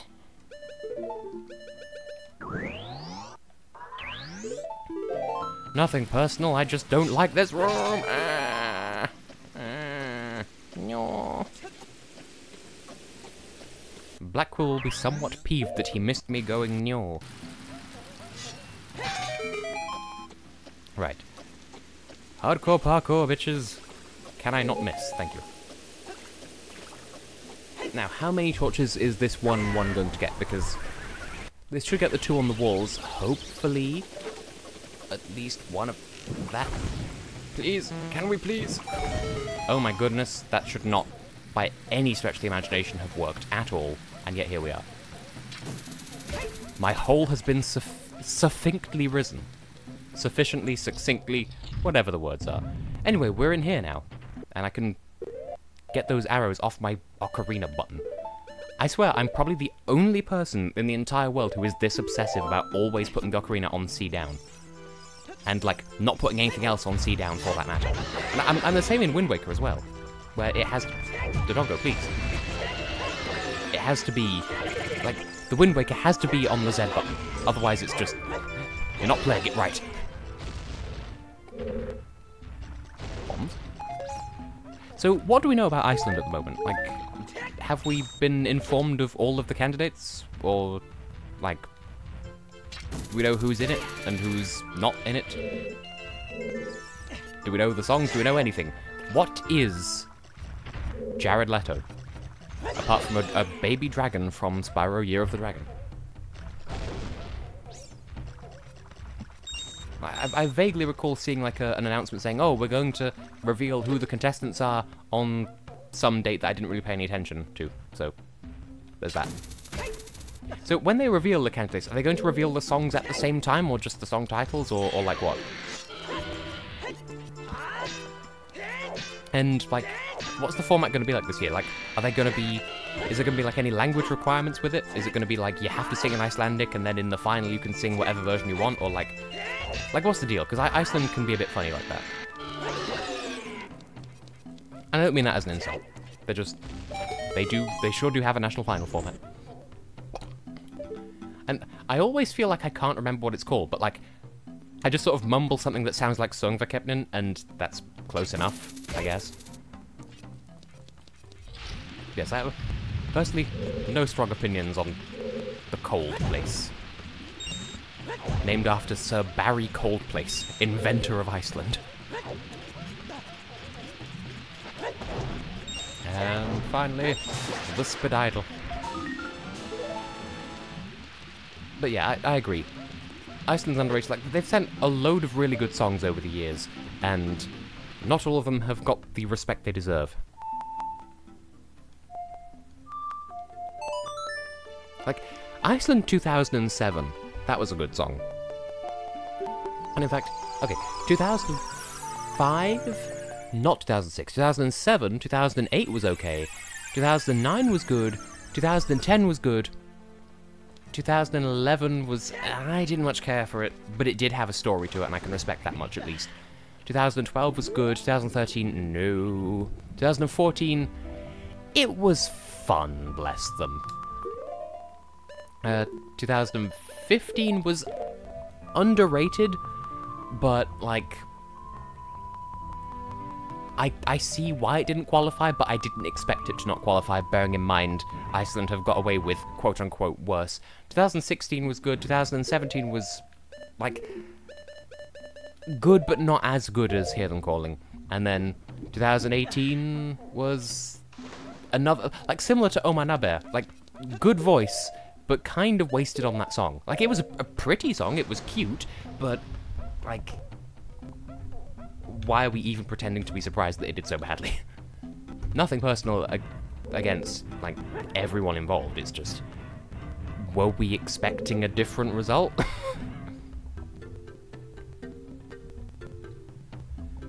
At this point, I'm gonna have to go into the Shadow Temple and just for the sake of one gold sculpture. I was trying to remember what his name was, yeah, Ari Olafsson. I was thinking, like, Ori Olafsson? Ori and the Blind Forest? But yeah, good singer, song could have been better, because, like, it's something that we'd heard 1,000 times 10 years ago, so it's just... Like, I wouldn't mind if he did Eurovision again, but just with a slightly more contemporary song. Like, there's following in the footsteps of the previous winner, and then, like, hoping that Amar Polish Deutsch winning would give that song a free pass is, like... It's pushing it a bit. But, like, that's even assuming that was his intention, and I don't think it was. It's just... If his line of thinking was, we'll do well because Portugal did well with an emotional ballad before, that's asking a bit much. But whatever. Like, it's not an objectively bad song. It's just... His heart was in the right place. Now I'm comparatively hungry. Honestly, in a small flavor of directions, I have a small amount of hunger. And apparently there's a chatbot that you can get on Twitch that, like, calculates how long you've been streaming and tells you how much fluid you should have consumed at that point to stay optimally hydrated. So, take this as your reminder to drink. I mean, it sounds like I'm talking about, like, alcohol, but no, just generally just...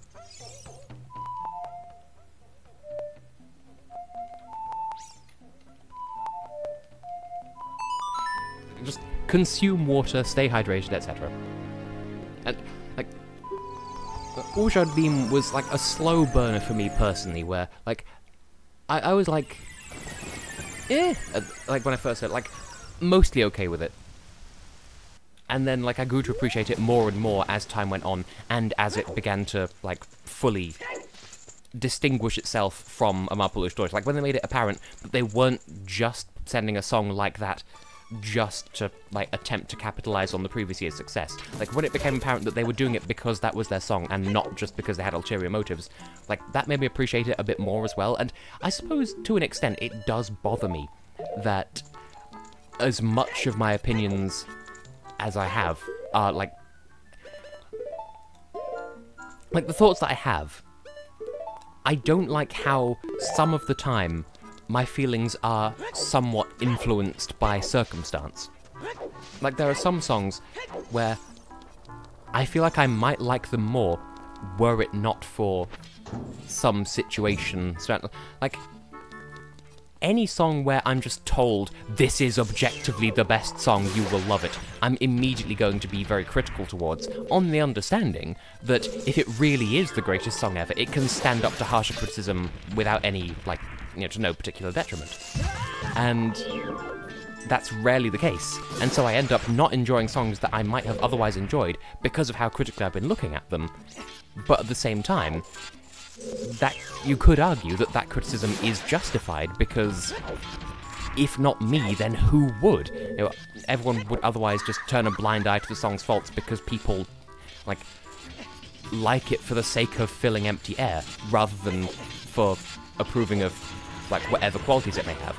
And this sounds like I'm being, like, Salvador levels of snobby about it, and again, that's not my intention. It's like, on one hand, is it my place to tell people what they can and can't like? No, not at all. Is it my place to... Wow.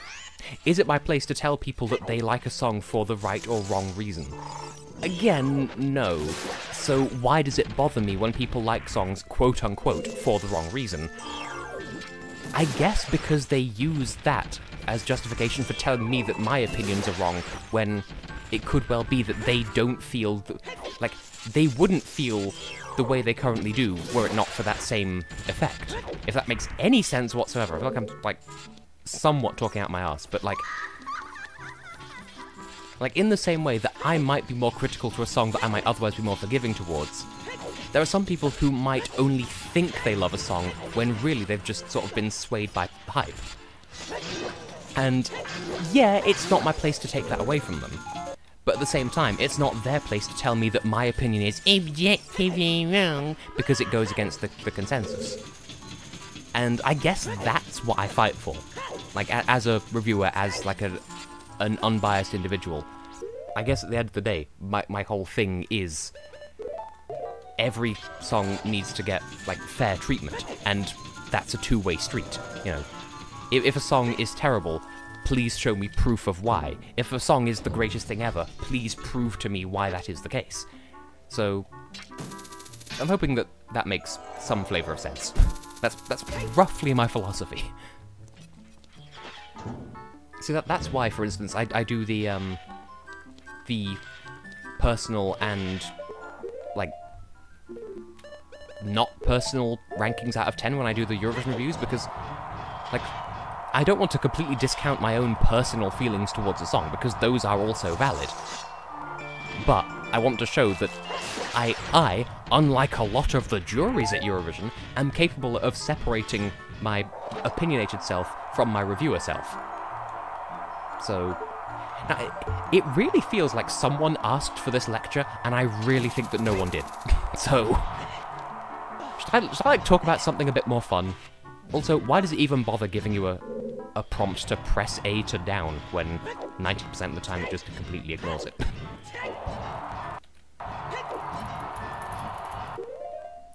Complete the fans, please.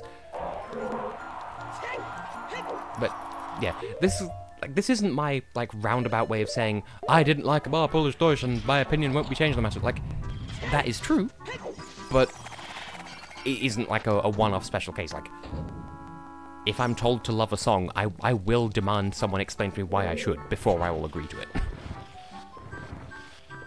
And I'm hoping, in the back of my mind, that there's, like, one person out there who's like, yas, preach. Sort of like that time, like, yesterday or the day before, where on the Discord server, I apologised on behalf of, like, not the UK government, but just the UK political scene in general, because there's a lot of shit happening at the moment, and it's not representative of what the people of Britain are about.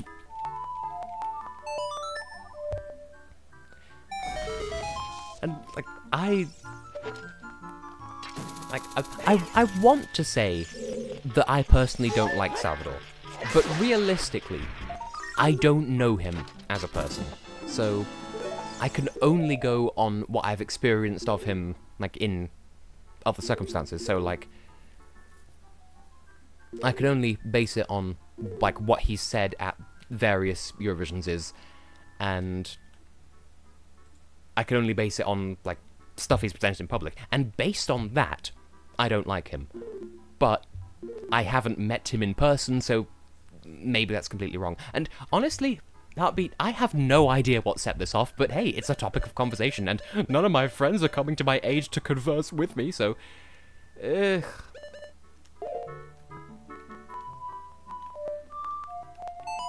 I guess we're going to head back into the forest again.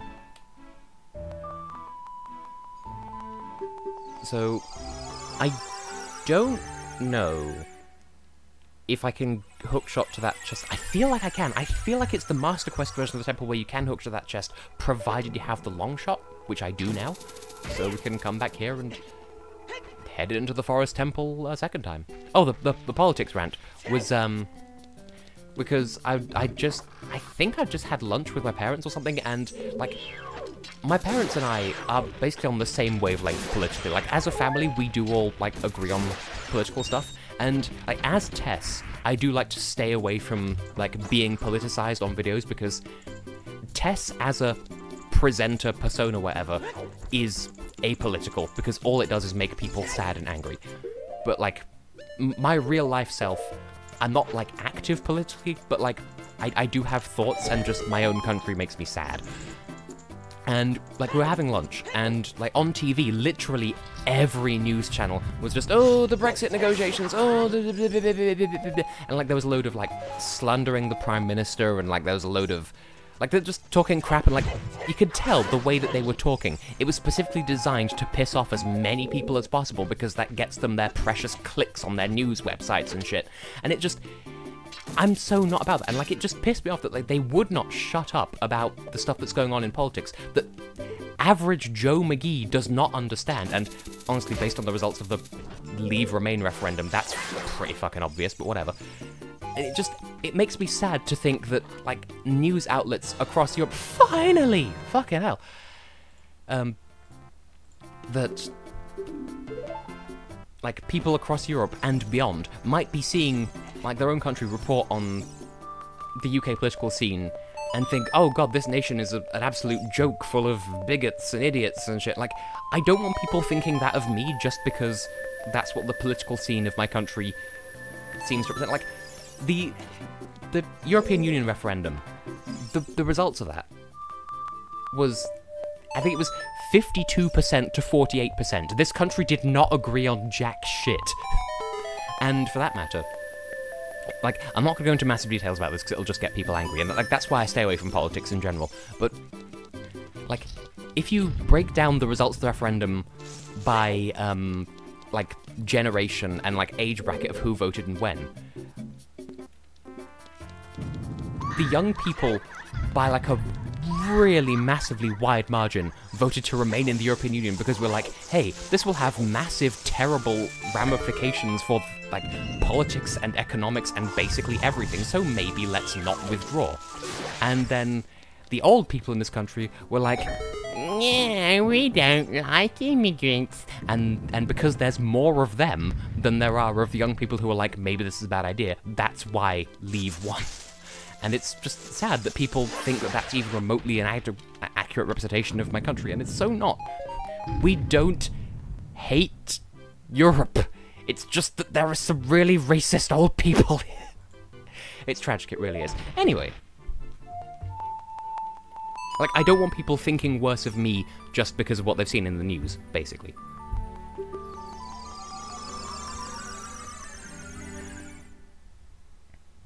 And, like, I promise I'm going to leave this topic alone, but, like, one other thing I will say is, I've been specifically saying the UK political scene as opposed to the government because, like, there's a lot that a lot of countries don't understand about UK politics, and it is a mess, I will freely concede that. But I think people base their perception on the UK on what they understand about America, but it's actually not, it's not like that at all, really. But, like, hang on. Yeah. So, for one thing, like, in America, they have, like, two major political parties, and one of them's, like, left-wing and the other's right-wing, and in the UK, there's a left-wing party and a right-wing party, and on that level, it looks similar. But that's where similarities end, because like, in America, the left party is, like, central left, and the right party is far right, but in the UK, the right party is centre-right, and the left party is extreme left, so the UK Conservative Party is actually more like the American Democrats than the Republicans, and a lot of people don't seem to understand that. And so there's a lot of misconceptions about our government based on that. And, like, I'm not saying this justifies one side over the other, or this means one side's better than the other, or whatever. This is just, the system is a bit different from what people think it is. So, that's basically what that's all I have to say on the matter. I don't want to get people angry, because, for the third time, politics just makes the average person sad and angry, and I don't want to make people sad and angry. We're here to have a good time. We're here to have a good streamy-weemy doodah, and we finally have Ruto's letter. It was in an obscure box in the Forest Temple. Christ knows how it got there. But hey, that means we can do a couple of things now. First of all, I could throw this in your face, Mr. Man Guy. He just neumes to the side because that was... That's the thing they change. Like, they can change that in the randomizer, so why can't they change Link's block pushing speed? It's a tragic travesty. I don't have a fish. Fuck. See, of all the things that they could change for the randomizer, they still make you have to have a fish in order to get into Lord Jabu Jabu. Even though, like, in the vanilla game, that's only there as, like, a check to make sure that you have a bottle at this point in the game. And the thing is, you would have to have a bottle at this point in the game because Ruto's letter came in a bottle, so it seems redundant to force that in the randomizer, bearing in mind... well, it makes sense to me anyway. Oh, good! So... can we just appreciate the little back and forth that just happened? Also, I'm standing on nothing, but, like, we went to the Forest Temple and got Ruto's letter to get to the place that Ruto's letter takes you, which contains a key to the Forest Temple. Nipples. Navi, can you not? Oh yeah, there's a gold sculpture here as well. Like, there's the sculpture that we just got. There's the one at the top of the secret area here, which can only get as an adult. And there's this one. You can cease existing. And what's the prize? There's just a small universe of keys here. And speaking of universe, it's like less than a week until the next episode of Steven Universe, and I'm so not ready because it's gonna be...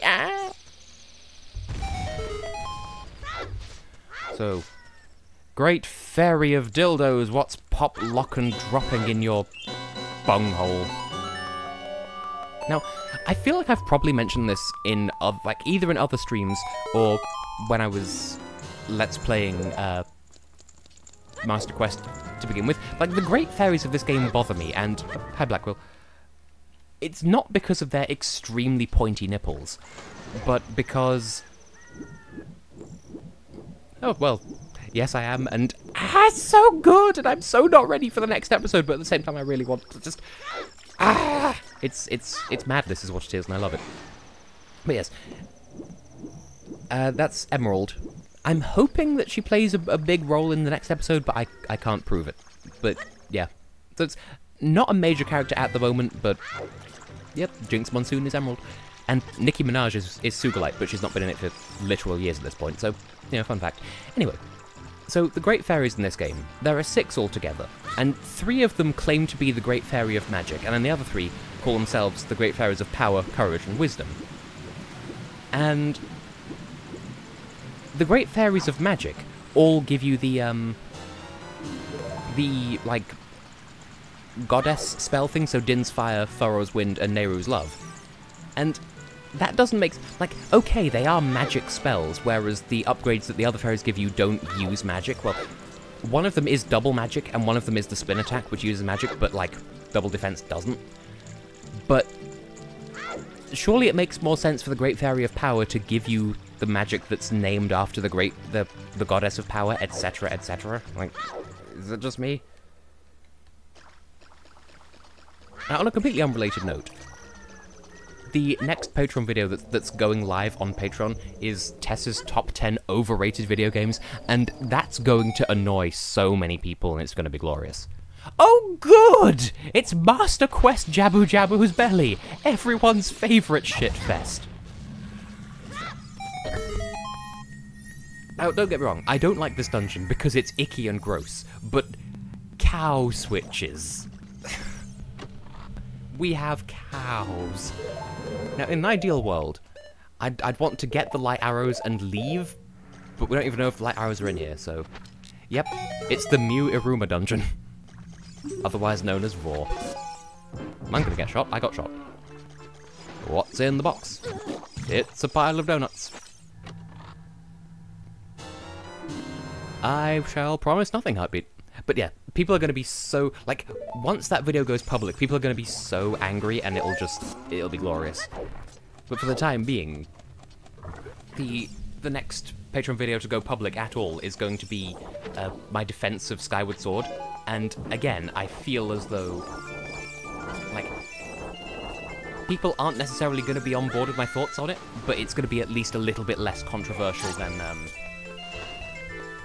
than here are 10 games that people like that I don't, and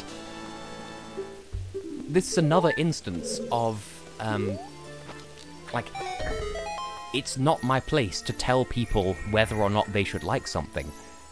And I think this is something that I will, like, explore in that video itself. These thoughts on, like, what, you could ask, is the purpose of me making a video about the most overrated games, other than to tell people, oh, stop having fun. And, like, that is something that I want to think about in the script. So, let it not be said that I haven't given due consideration, due consideration to that, because, like, everyone has games that they find to be overrated. Like, everyone out there has some games that they love that everyone else hates, and vice versa. And I feel like I shouldn't be, like, shamed out of expressing mine. But at the same time, I feel like I should at least address, like, what's the point of me saying these things if not to piss people off? It's just to get my opinion out there in the ether. And hey, this jet of water is washing the screen for us. I know there's a website out there where it's literally just a gif of a pug just licking the camera, and it's like, hey, this pug is washing the inside of your computer screen, and that's just cute. That is just... I'm not a dog person. I don't find pugs to be cute, but just the idea of that is cute. But yes, I am absolutely a cat person and absolutely not a dog person. Also, like, I feel like I put the Zora's Sapphire on the wrong thing on the tracker, because I thought it was, I thought it said Jabu Jabu's Belly, and now I'm suddenly thinking, like, maybe it wasn't. and I put it in the wrong place because I'm an idiot. Because we don't have the compass for here, so I'd have no way of knowing that... Because like in the randomizer, you can set it to tell you, like, if you get the compass to a dungeon, you can set it to tell you what the dungeon, like, thing is, like, what medallion or spiritual stone you get, and I don't have the compass, so it can't have told me what's in this dungeon because we don't have the compass for here. So clearly I've marked the wrong thing on the tracker, but I don't remember what it said, so... I think it was the Spirit Temple, and somehow my brain processed that as, ah, yes, the Vor dungeon, the Spirit Temple. Well, you do go through a pair of boobs in that dungeon, so there is that. Well, you don't go through them, but, you know. But, yeah, I know how it be. 2 plus 2 is 4, minus 1, that's 3, quick maths, everyday man's on the block, smoke trees. No, oh, we can't go that way because of the dad pants. Whoa. And we shouldn't be able to go that way yet, but we can because Din's fire. And we can just try to go this way because this is a way we can go. It's the badness room. The ting went quack, quack, quack. I would say, what was he on when he wrote that? But it is a parody song, so... You must die!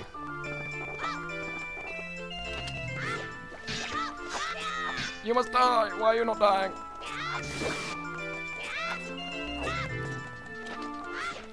Well, there is a ROM hack of this. I don't know if they ever actually made it, but there exists, at the very least, a ROM hack of this game in some form or another. And I don't remember what it's called, and you definitely can find it by Googling what I'm about to tell you. But someone at least planned on making a ROM hack of this game where this dungeon was in it, like all the assets for this dungeon, but instead of being Jabba Jabba's belly, it was Ruto's womb. Like, as in the birth canal of a fish princess. Why?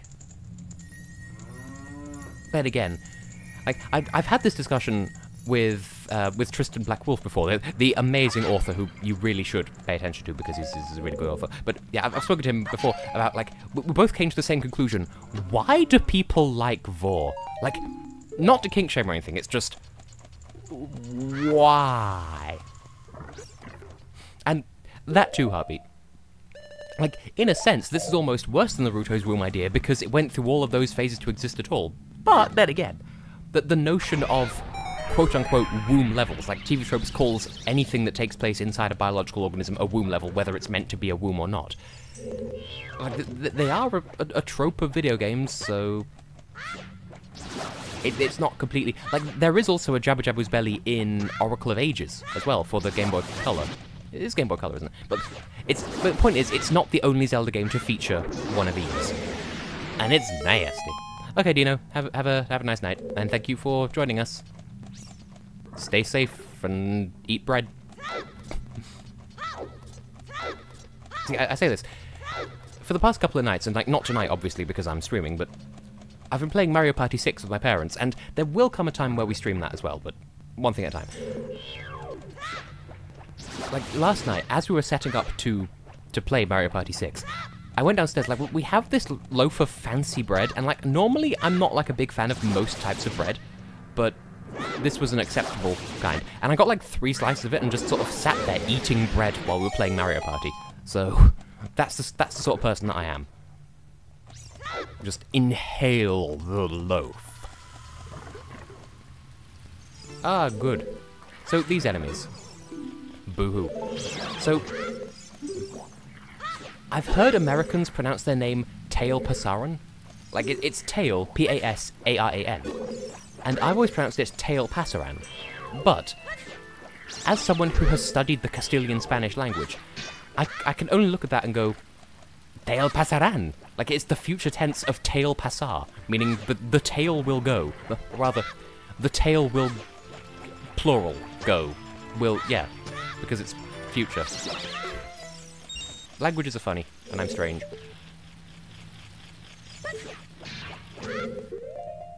But yes, eat the water, smoke trees, everyday man's on the block. Purple. Wrong, sir. You lose. Good day. Can we please have a fantastic time?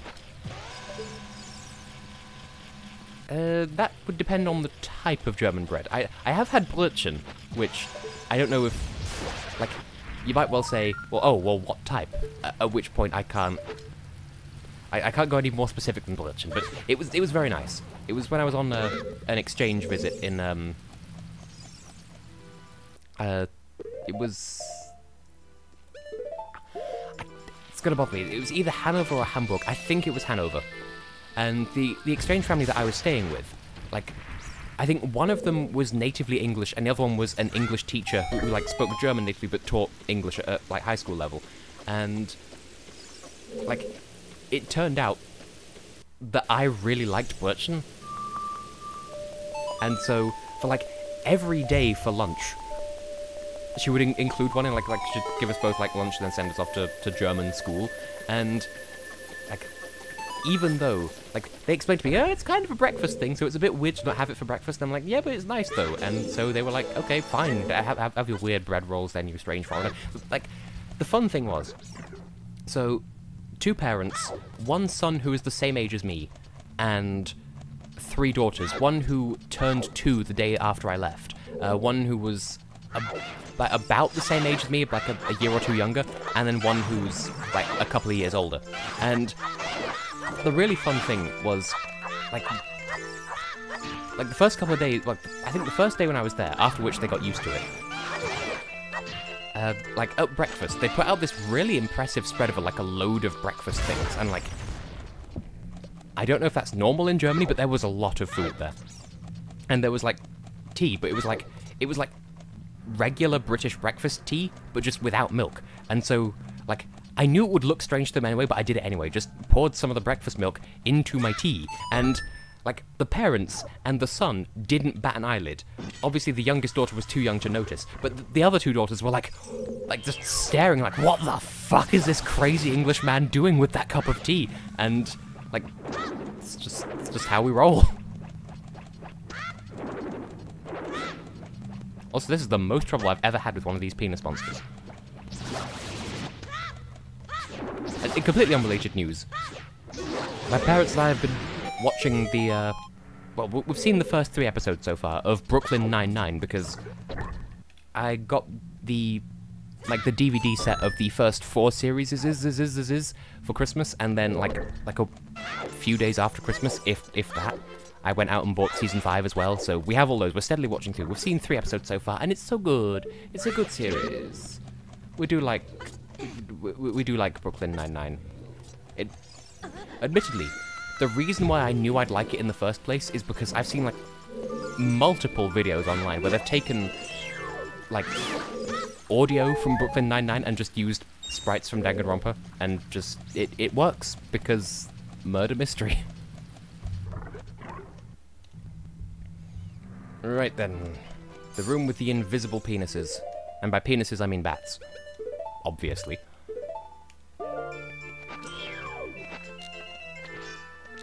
Love how these guys just don't make any noise when you hit them underwater.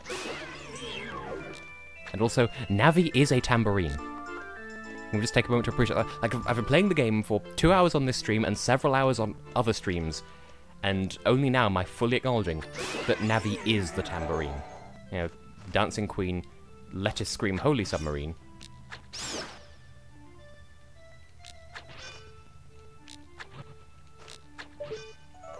Yeah, I've run out of magic, that's cool and good. See, Orphan Black kind of bothers me because we watched the first series on TV over here, and then I think the second series on TV as well, and then they just didn't show Series 3. Well, they did, but they didn't advertise it, and they only showed it at like 3 in the morning with no advertising, and then they were like, oh, well, why is nobody watching this? Oh, I guess people don't like it, and then they stopped showing it. Like, you showed it at a time of day when no one's watching TV, and you didn't advertise you were showing it. What the fuck did you think was gonna happen, BBC? BBC's so fucking good at their job. I can't even. So, yeah. Saw 2 series of it, and then our subscription was forcibly terminated because they didn't show it on TV, and they didn't advertise, etc. It's just so annoying, because I was enjoying that, and now I just aggressively don't care, because, like, it was good, and we're left without closure because they couldn't be bothered scheduling TV properly, and I'm just annoyed. And now that channel doesn't even exist anymore, because that was on BBC Three. And as part of a wave of stupid changes, BBC Three was moved to be completely online, like as a quote-unquote digital channel, and like, nobody asked for this, nobody wanted this, no one will engage in it any differently as a result of this. And yet, like they used to show the Eurovision semi-finals on BBC Three, and nope, that's gone, because it has to be on a terrestrial TV channel. And like, oh, well, BBC Three is all about the younger people, so we want to engage with the younger people. Turning BBC Three into a YouTube channel is not going to connect to the younger people. Sources: me, a younger people. They really are fucking hopeless, and it's just tragic. Also, speaking of things that rhyme with tragic, can I have some fucking magic, please? I require magic so that I can burn down a spider web inside this guy's soul. Who goes there? Hello? Hello, Luzzy. Hello, Tess. I was just bitching about the beep beepsies. What have they done this time? Everything, and also nothing. Hello? Hello. So, I just threw Princess Ruto and she booty bounced onto the thing I was throwing her at. Boopity bounced with her... She has a rubber butt. You know, as opposed to a bubble butt. Ah, yes. Where you twerk so hard it pops. It's the only butt that can pop itself as opposed to poop itself.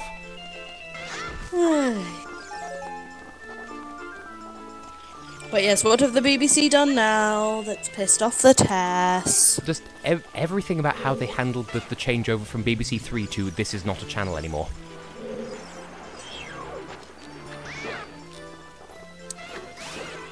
You know how it be? Right? Just they're dumb and poop. Poop! Yeah. She didn't know a lot of English, but she knew poop.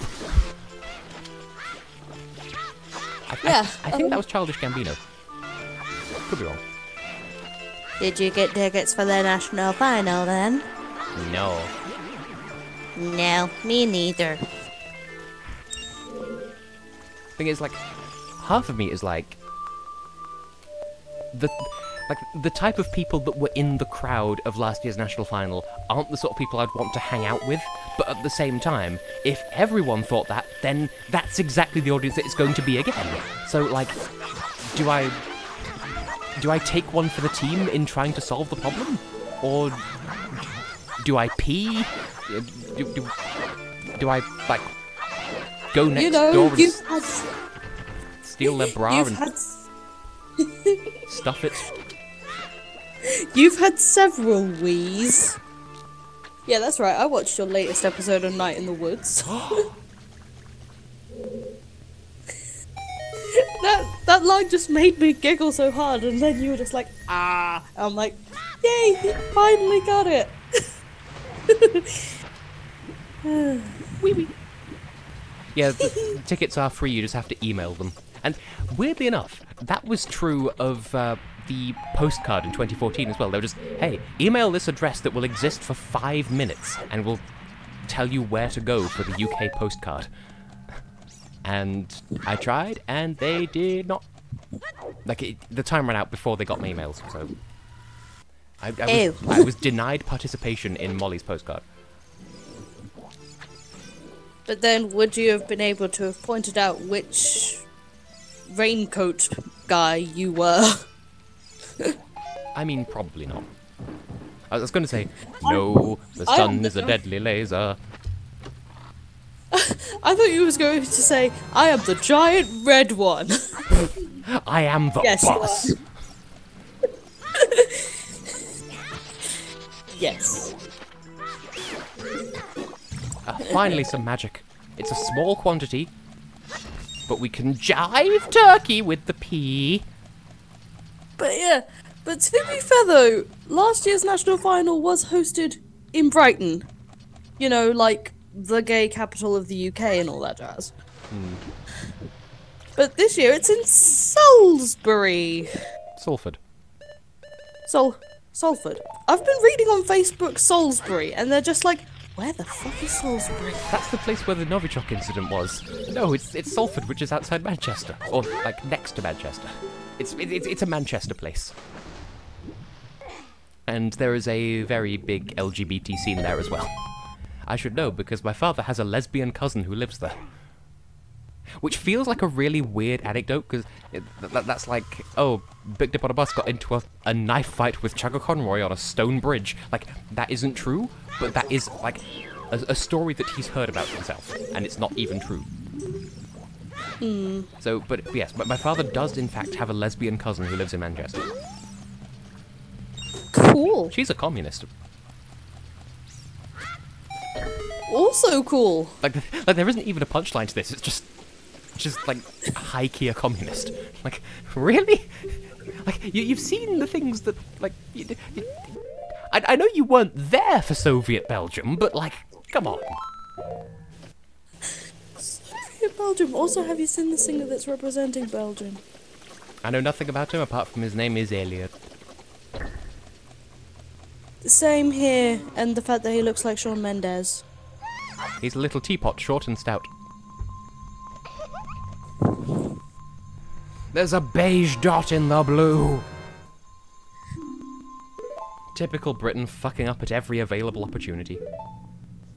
Anyway, sorry that my presence was short and sweet, but I really should head to... That's what I say to that. Night, night. Good night. Night. Well, Princess Ruto is going back to the ranch, and that's not even a euphemism. And then there was fish. And I'm back to my lonesome again, and everything is sad. Christmas card for sad. And one and done, you are dead, sir. You're a dead kebab. Because you measure kebabs in deadness. On a scale of 1 to dead. Also, like, I shouldn't find it adorable the way the word for kebab is pronounced in German, because it is just the Turkish word. And, like it's not even Turkish word, but, no, it's just the Turkish word in Turkish, in German as well. And yet, there's just something cute about it. So, yes. Oh, no, it's the titty room. I don't like the titty room. Also, I can never hit that first try. But I need to attack the face. And because that cow exists, we can now grab some boxes and throw them in circles. So first of all... Okay, good. There is a place I can stand that they both... Heartbeat... I'm not going to argue with that, because... Like, I was having a conversation with Alex the other day about how, like, nothing personal, but in my experience, female areolas tend to be, like, distractingly large. Like, I don't like this. And then, like, he was about to say something, and I'm just like, wait. He's like, what? Areola grande. And that was the end of that thought. Like, don't get me wrong. I've seen, like, there are people like, it's either Keith or Noah from Smosh, I forget which one. One of them has, like, really small nipples, and, like, that's a sight to behold as well. Like, that's, like, a, like, not visually bleh. But, like, you can have areolas that are too big, and I feel like the average size of a female areola is that size, but that's just me and my personal taste, and like, it is, like, for what I was saying before about, is it my place to judge people's tastes on, like, songs or whatever, it's absolutely not my place to judge people based on the size of their nipples. Which is absolutely a quote you can take out of context. I encourage you. Rising cowhead.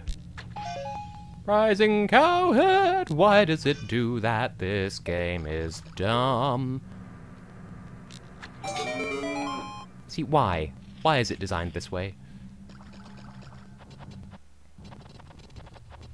And what's up here is this. It is rise like a cow. Out of the cow. Seeking rather than cow. Cow. Oh, first try. Like, it took 2 shots because it takes 2 shots to kill those, but... Oh, finally, we could go to the... It was the, like, second last thing we got, but still... Now, it might not be the next stream, but it will be soon, probably. So...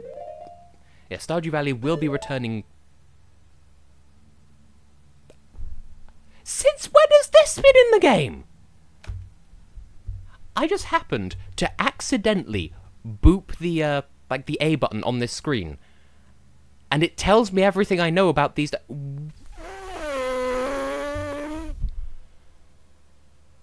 Since when? So everything that I was saying up until now... about, like, stuff that they've put this in the randomizer, why can't they put that in the randomizer too? Well, that as well. How long, like, in what update did they put that in? Also, I keep forgetting that the boss music is just the market theme, and it's just silly. But yes, Stardew Valley. Yes, there will be more of that, and it will be splendiferous. Also, you can slash these with your sword. You can also use Deku Nuts on them to kill them, which is weird. Particularly because, like, these enemies, or, like, enemies that look like these enemies appear elsewhere in the dungeon, and you specifically can't use the sword on them because their electric and metal sword conducts electricity. And yet here, you can slash them, you can nut on them, you can boom boom boomerang snaddery dang. Well, I haven't decided yet, is the honest answer.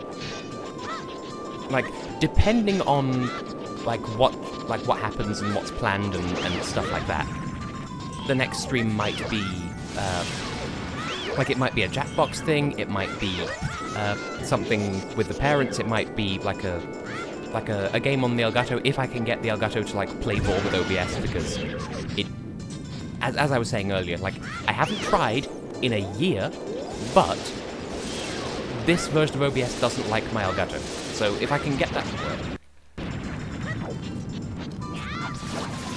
then that's the thing that can be streamed.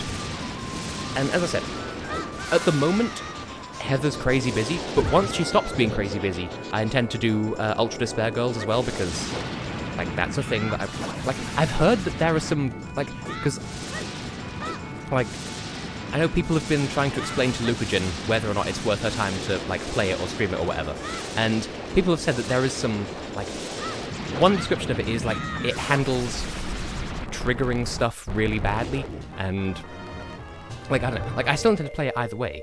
I'm just... Chicken!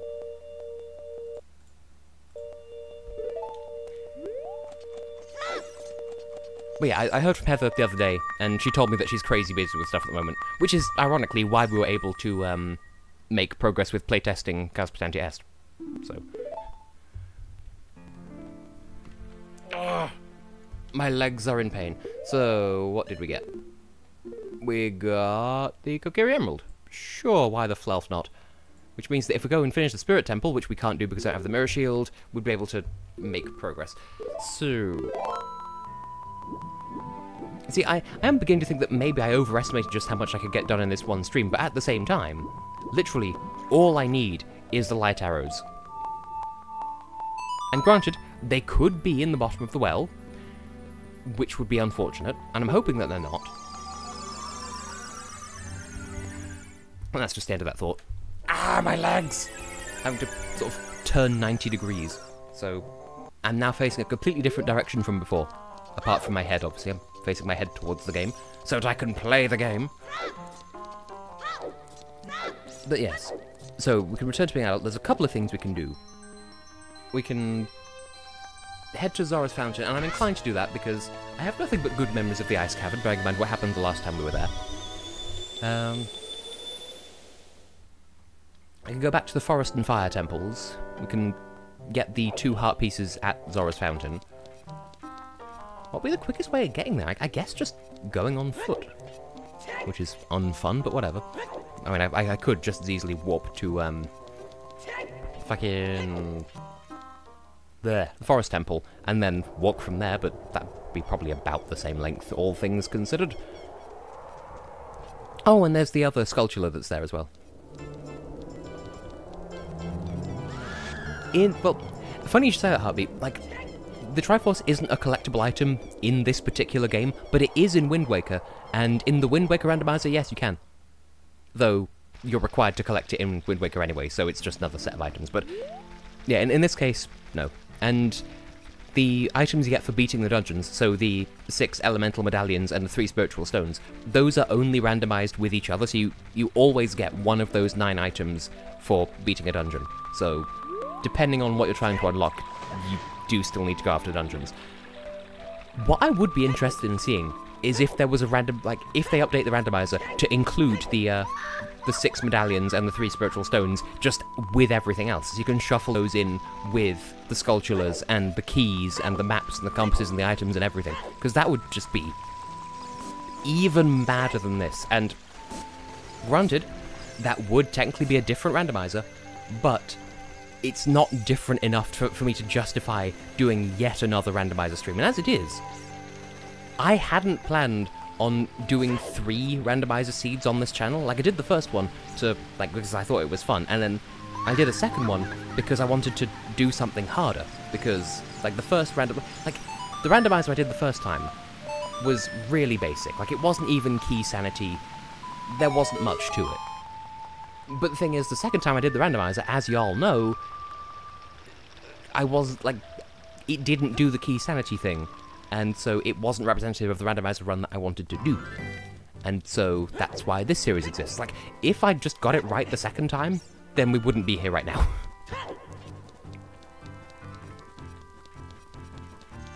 But hey, like, based on conversations that Josh and Tyler from Versus have had whilst doing... in fact, ironically, it was during a Wind Waker randomizer Versus. In a manner of speaking, this is kind of like therapy for me. And goodness knows I need it. Like, as it is, I've been on a waiting list for, like, a full-blown psychiatrist for several months now, and I've still not heard anything about it. Like, this is the closest thing I have to therapy of any kind, because, like, I have had, like, therapy with a... I don't know what the right word is, but, like, not a psychiatrist, but, like, I don't know what you'd call it, but like a not fully qualified, but he's just there to... cognitive behavioural therapy, that's the one. So that's a thing that I've done, and it actually made my problems worse, so, you know, be aware of that if ever you find yourself in need of therapy. And since I'm on a massive waiting list for psychiatry, this is like the next best thing for me. And bearing in mind, like, because most of my friends are in North America, so like 2 or 3 who are in America proper, 1 in Canada, and then the only one that's in the same country as me lives nowhere near me, so like I can't go out and see her, like, at all. Like, this is the only interaction time that I really get with my friends, and that's good. Like, there we go, we have the light arrows, we can beat the game. Like I said, is there anything else? No, there's nothing else we need. Well, that was abrupt. But yeah, this is like good therapy for me because I get to talk to my friends, I get to play a game while I'm doing it, and there are people who, like people who are in the chat, for instance, who get to interact with me while I'm playing, And it adds like an extra dynamic to the conversation, because not only am I playing a game that I like, with people that I like, there are people who like watching me do what I do, who are also engaging, which kind of gives me further, like, validation, which, like, granted, I'm not here for the validation, but it helps, and it's just, like, it's just, there's something so wholesome about it. And again, I didn't mean to go off on this massive tangent, but, like, there is definitely merit to what I'm doing. Whether it pulls in hundreds of thousands of views or not, and it doesn't, but, you know, it's good stuff. I feel like this is the one time that this particular item in the randomizer hasn't been something crazy useful. Because, like, it's been the mirror shield before, it's been, the lens of truth before, and this time it's just a plain old piece of heart. Heartbeat, thank you. Wait. Being a Patreon supporter helps as well. Also, I meant to mention this earlier. I feel like I should probably apologize at least a little bit, because, like, I missed part of what you said in the chat in the previous stream. We talked about the, like, the whole Patreon situation. I missed that you were just talking about the $50 tier, and so I'm like, Like, I still think you have a valid point anyway, but your point is even more valid because now I understand what you were saying. Yeah, it's mostly because I didn't really know what to offer for the $50 tier, but at the same time I kind of figured that unless someone was really crazy, like really, I was gonna say really crazy fanatical, unless someone, like, my line of thinking is, no one apart from people who are super fans of what I do would even want to donate $50 in the first place, and so I feel as though, to that sort of person, that tier reward would be, like, I don't know, it's on par with what they'd want out of the experience of supporting me on top of the, like, yeah, I should apologise for that, because, like, I saw bits of the conversation, and, like, there was other stuff that was distracting me and stuff, so the point is I understand now. But yeah, I figured anyone on the $50 tier would probably be happy with what they've got anyway, and anything I can add on top of that would just be a nice bonus, and like, it's sort of created with the idea of providing it for people who want it, but not expecting anyone to want it. But the fact that anyone supports me on any tier at all is, like, a massive, like, surprise to me, but, like, a good surprise. Like, I'm glad that people do it, because I didn't expect it, and people do it, and people think that I'm worth it, and that's good. So, I just remembered something. We need a key to beat the light area, and we don't have a key, so we can't actually finish this area yet. I can only finish most of it. Oh no! But that's fine, because there's still a couple of things that I can do. We're not locked out of options yet. I don't have the mirror shield either. Can't do the spirit room. Wow, this was a miscalculation on my part. But since we're here, we can at least do some of the more tedious rooms, I guess. So, right, I've already done most of the water room, so I might as well head around that way then. Forest room first. I fucking hate the forest room, but here we are anyway. The thing is, and I guess I didn't think about this before, but when I set up this randomizer, when I set up randomizers for Ocarina of Time in general, I'm always thinking, like, you have the option to either turn off having to do these trials in Ganon's Tower, or to, like, set a random number of them to be required. And I'm always like, well, why would you not, like, force yourself to do all of them? And in hindsight, it's because, like, the same justification I used for not really wanting to fight Ganon at the end. Like, at that point, it's all the same.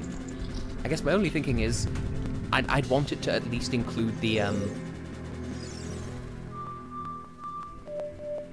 chests in the, like, in the forest room, in the, well, the key that's in the forest room in Master Quest, the chests in the spirit room and the light room. Like, I'd want those to be included in the randomizer, so I guess that's part of my line of thinking, maybe?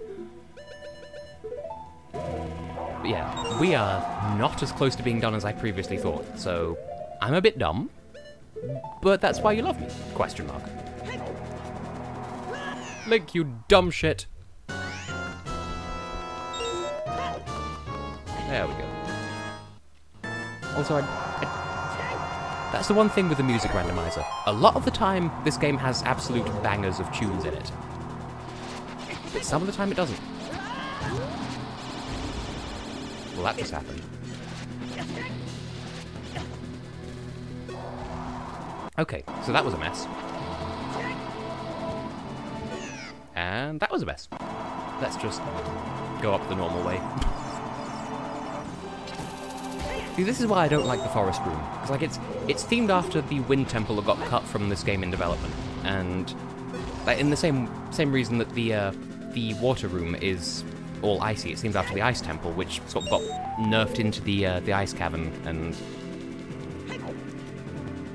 Really? I am somewhat peeved at that.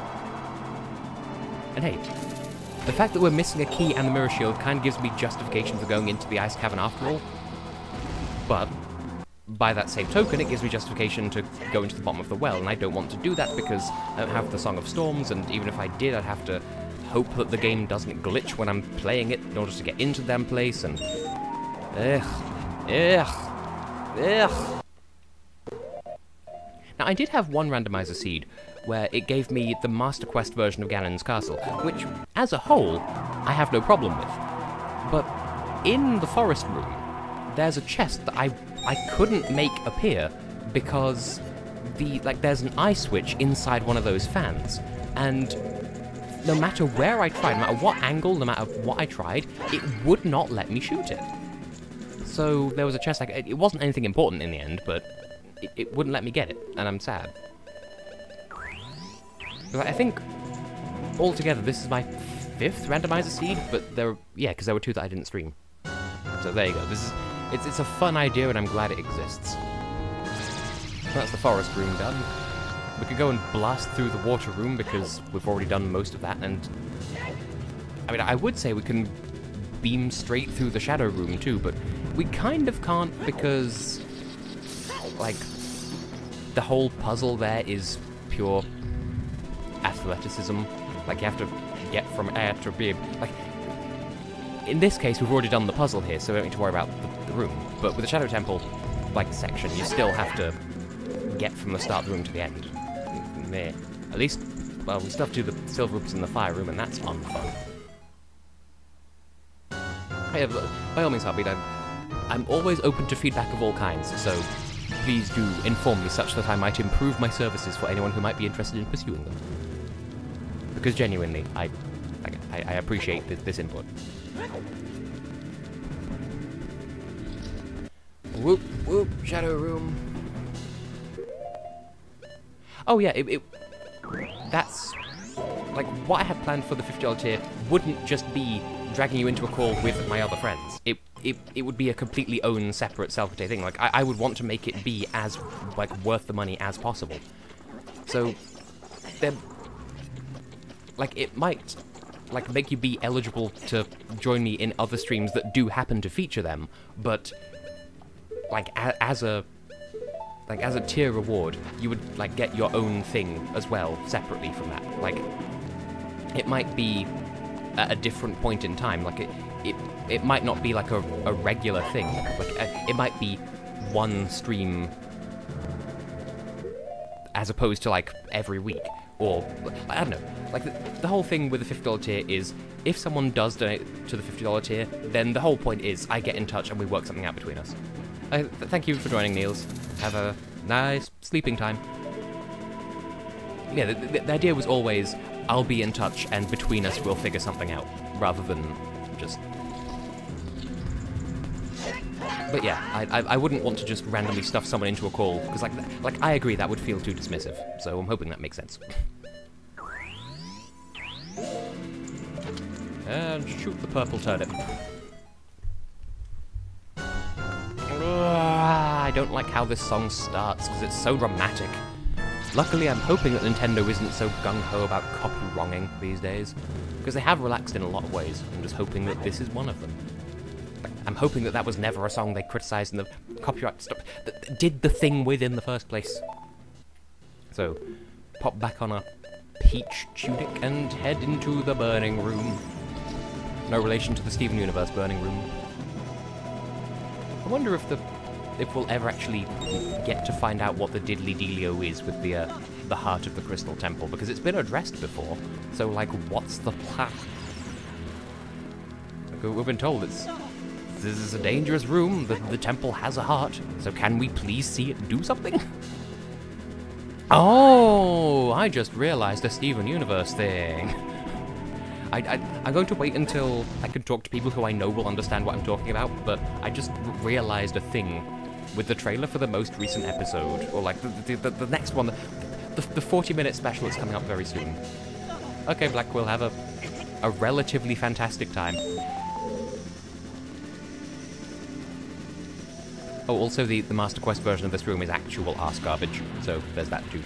But right, so I've just noticed now that in talking about the heart of the Crystal Temple, for anyone who might be watching the archive of this stream, who cares? Also, hang on, separate thought, how the fuck are you meant to get back from this platform? Because I have never successfully got this rupee and escaped. Like, what are you supposed to do, apart from die? But yeah, so in the Crystal Temple, there's a load of veins that connect to the Crystal Temple's heart, and we see a load of veins like that in the promo for the next episode. Like, does that mean that the Crystal Temple was a mech all along, or something?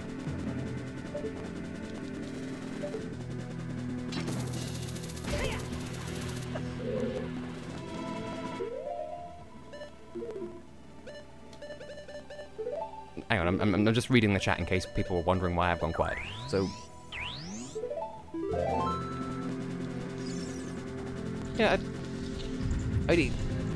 it's sort of, it would be discussed with the $50 tier person, because then it can be like, if they want to be in a video, they can be in a video. If they just wanted to just like hang out on Discord and just talk for a bit and not have it be recorded, that would also, you know, that'd be up to them as well. And it would give them a lot of leverage, because $50 is a crazy amount of money. So it's, you know, it's a thing that can be worked out in due course.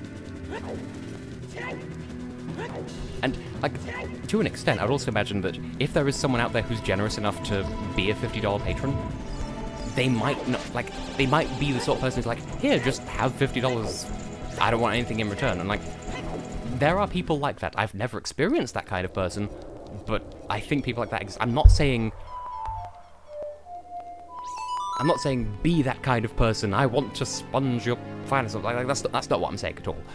But people like that do exist, which is madness. Anyway, I know I came here for a reason. Can't do anything else in the Shadow Temple just yet because we're missing exactly one key. Hopefully now that I've opened the shortcut to the boat, it'll stay open. Because I know last time we were here, I just hookshotted to the ladder instead of pushing the block all the way to its destination in the last stream, and that's why I had to go all the way around the long way again, and meh. But for real, why did I come here? Ah, right, yes, the Talon. Yeah, Talon.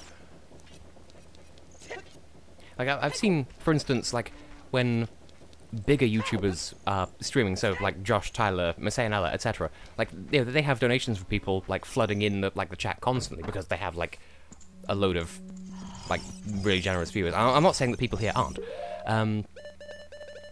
Like I've seen Josh and Tyler like get a donation of like $300 just out of nowhere, but just because someone felt like throwing some money around. Like, I'm not jealous. I'm like genuinely impressed that there are people out there who are really that like generous with their money. Is guess what I'm saying. Like, I by default would not expect someone to act that way, and so when they do it, it's a massive surprise, no matter who the intended like target of the generosity is. So I'm hoping I'm making sense. I've had to carry this entire stream by myself, apart from the 5 minutes Laura was here. Give me Kojiro. As a child, I pronounced it Kojiro. Right, so I have the blue chicken. Where was I going? I guess?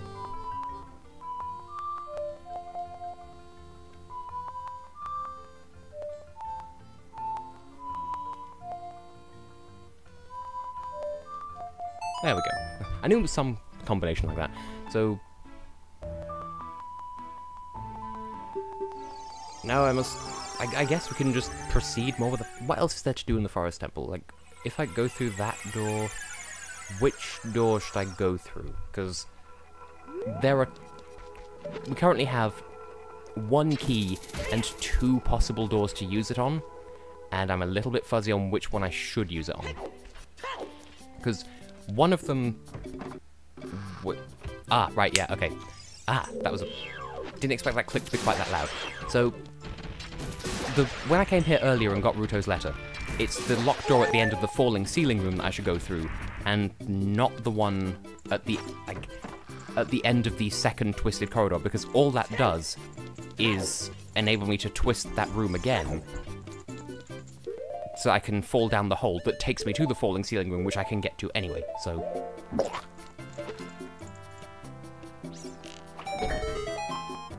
Potatoes and toast. Don't have those things together. It would probably be a terrible experience. It'd be like eating a pillow.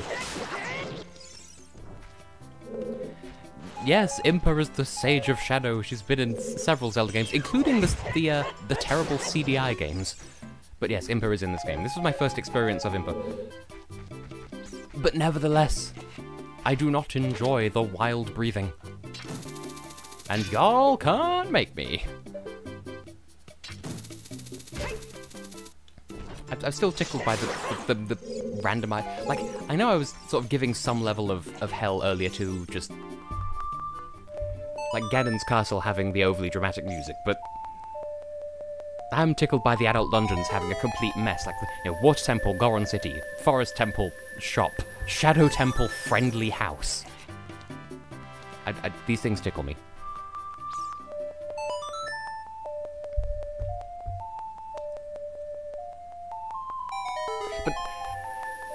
I would like to at least say that I have some authority when I say that I don't like Breath of the Wild. Like, it's not as if I've just looked at the game and gone, nah. Like, I have watched a 100% Let's Play of it, so it's not as if I don't know, like, what I'm talking about, at least. So, I want people to at least trust that when I give my criticisms of it, as and when I do, I'm not speaking from no experience. Oh dear. Oh, I should not have survived that, and then I did. We all have onions.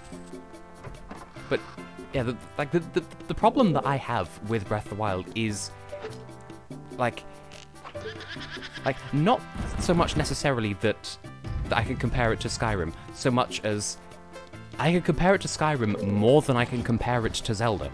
And I want to play a Zelda game, not an Elder Scrolls game. I have no interest in the Elder Scrolls franchise. Like, if you're someone who likes both, then sure, you'll like Breath of the Wild. But I don't like the Elder Scrolls series as a whole. It's like, I'm not saying it's bad by any means, it's just something that doesn't interest me.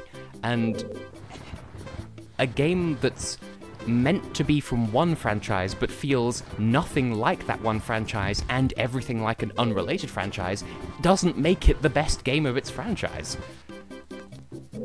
So, like, I'm not saying people aren't allowed to like it, but people seriously have to stop telling me that it's a good game, because like, it's like, the only qualifier that makes it a Zelda game is the fact that it is officially branded as a Zelda game. Like, so I can't turn around and say, it's not a real Zelda game, because, like, objectively it is part of the Zelda canon, that can't be disputed, because that's literally, it is marketed, it is a Zelda game, so I can't fight with that. It just has nothing to do with Zelda. And that's just my take on it. Like, people are allowed to disagree, and people are allowed to like it, that's just my take on it.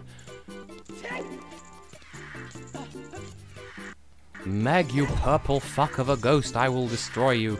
I've wielded my sword, but this is very much a sword-free battle.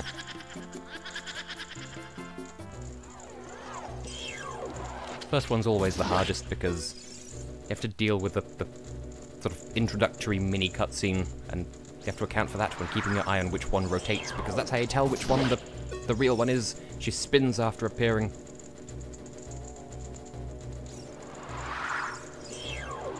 But yeah, so I feel a little bit like, sort of like an Anna Bergendahl of a Zelda fan, quote unquote, just because I don't like Breath of the Wild, because it's nothing like any of the Zelda games that I do like, which is most, if not all, of the others. That's not the one that I locked onto, game. Like, I don't appreciate the community make me out to be some sort of strange, freakish pariah because I don't like a game that's nothing like the games that I like, you know? You know what the internet's like. The internet's full of psychopaths. So, like, I know that I'm speaking amidst sensible company here. So, at this point, I can just stop talking for the rest of eternity.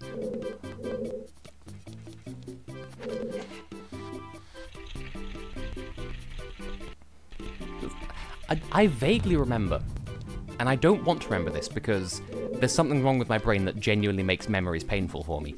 Like, with some small exceptions. Like, I can remember things, and usually it's fine, but like, if I'm recalling a memory from, like, my youth or whatever, then it's genuinely painful. And I didn't mean to get onto this particular tangent about how my brain is wired stupidly, but one such painful memory that has no reason to be painful. And this gives a good example of how my brain is bad, because there's no reason why this memory should be painful, but it is. So, in primary school, in year 4, which is like the 5th year of primary school because there's reception, which is like the first, like the introductory year, and then there's years 1, 2, 3, 4, 5, and 6. So 4 is like not the last year of primary school, not the one before it, but the one before that. So at the end of year 4, I was leaving that school because I was moving house to like 200 miles further north in the country, and it just so happened that at the end of that school year, the teacher of my class was also, like, leaving, like, she was no longer working at that school. And is this one with the really stupidly hidden eye switch? It does not look like it is.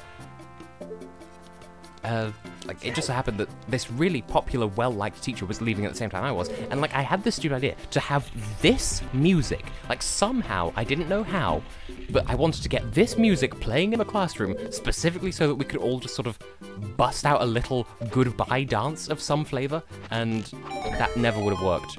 But I wanted it to be a thing, and it wasn't a thing. And then I left, and then everybody died. So that was Nanny Goat. Brought to you by Long Dong McSilvery. And since we're here, might as well grab the bottle. Because I'd imagine that playing tennis with the bottle is probably easier to time than using the big orange sword, because you have to, like, unsheath it and then also swing it, and it's just, well, you can't one cycling, this makes me sad. But, like, when you're doing the tennis here, because it takes longer to swing the big orange sword, it's probably easier to just hit him with the bottle, because that's the thing you could do.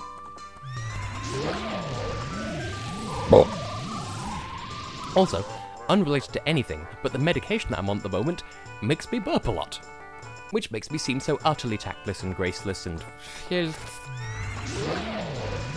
Okay, good. It's finally time to play bottle tennis. Little strawberry, me baby.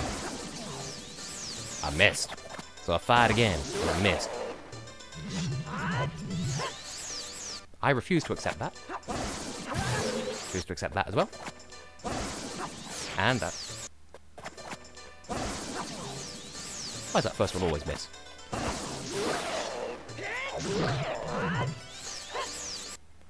And I'll catch up on the chat in a second and just...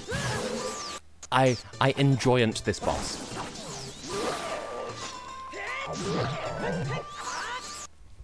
Okay, I'm gonna read the chat now, so... See, it wasn't until I was in college that we would actually have free periods of any kind. Like, my first experience of, like, a free study period was during my final exams of high school. Like, where... like, we would be between exams, and... like, I guess people could go home, but because I lived, like, 30 miles away from the school, my only contact between home and school was 2 buses, which was absolute hell, and it absolutely fucked my brain up for life, but that's a story for another time. Like, that... like, those gaps between exams were my only experience of having free time in a school, apart from, like, you know, obviously lunch and, like, breaks and whatever. Like, that aside, my own experience of free time was that, until college. So, yum, I'm definitely right in the head. So that should be the Medallion of Spirits. And it is. And we have 70, Gold Sculpture tokens. Right. since we're in the area, we can at least take this to the guy, and he'll give us a mushroom, and we'll have to go to the place where the mushroom has to be taken, and... God, side quests. Ain't they just a thing? It seems I was a little bit too optimistic in being able to finish the entire game in this stream. Because I thought it would just be as simple as go to each dungeon, do each dungeon. But then I forgot that maybe, what with it being a randomizer, it maybe wouldn't be quite that straightforward. Yeah, I'm still dropping. But, on the plus side, Patreon has been, like, keeping me going for the moment. Like, it's certainly not enough that I'd be able to live off it by myself, but it gives me income when I have no other source of income. So, I appreciate that. Now we have 3 minutes to run potatoes till the end of time. That's got nothing to do with a song that I was vaguely thinking of just now. I was promoted to customer. Except, that implies that I had a job to begin with. Which, no. Nowhere ever wanted me. Which, like, I have applied to several places. Admittedly, this was, like, while I was still in university. And, like, it was just, like, obviously temporary jobs. And even they wouldn't take me in. Like, that's really fucking disheartening. Knowing that, yeah, no, the Gibraltar people, they're one of them. They never got back to me. And, like, I find it really hurtful, especially with, like, there were a couple of, like, ones in, like, a local pub, and, like, there was somewhere, I think 2 local pubs, actually. Like, neither of them ever got back to my applications. Like, one of them even said, oh, send us an email and we'll be in touch. And I did, and, again, didn't hear back from them. And, like, it would sound conceited of me if I were to say that I'm overqualified for these various jobs. But it is the objective truth. And, like, I don't mean to say that like a snob. I mean to say that, like, they're accustomed to employing people of my age who have no qualifications and really shit GCSEs. You know, if they got, like, a D in English and, like, an E in maths. Oh, yeah, we'll hire them. And yet I turn up with, like, something like 7 A stars and 4 A's at GCSE. Several A's and, like, I think a B and a C at A level, and upper second honours degree, like, Bachelor of Arts. And these people, I guess, are intimidated that I have these insane qualifications, and they won't give me jobs that they'll give to people who have no qualifications. Like, I don't want to, like, come across as being snobby in any of this, but I just can't help but feel really, really hurt that, like, oh, no, you don't deserve to work for us because you've been too good at life. So, that then puts me at a really big disadvantage because you need experience to get a job, you need a job to get experience, nowhere will fucking take me because nowhere's given me a fucking job! And that's a massive point of contention for me, and I didn't mean for this stream to be full of serious topics, and yet here we are. Sadness. Sadness Everdeen.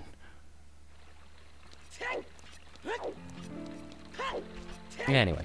So we need to take this mushroom juice back to the forest guy, and then we'll get the saw, which we'll need to take to Gerudo Valley, which will take us actually where I want to be next anyway, so...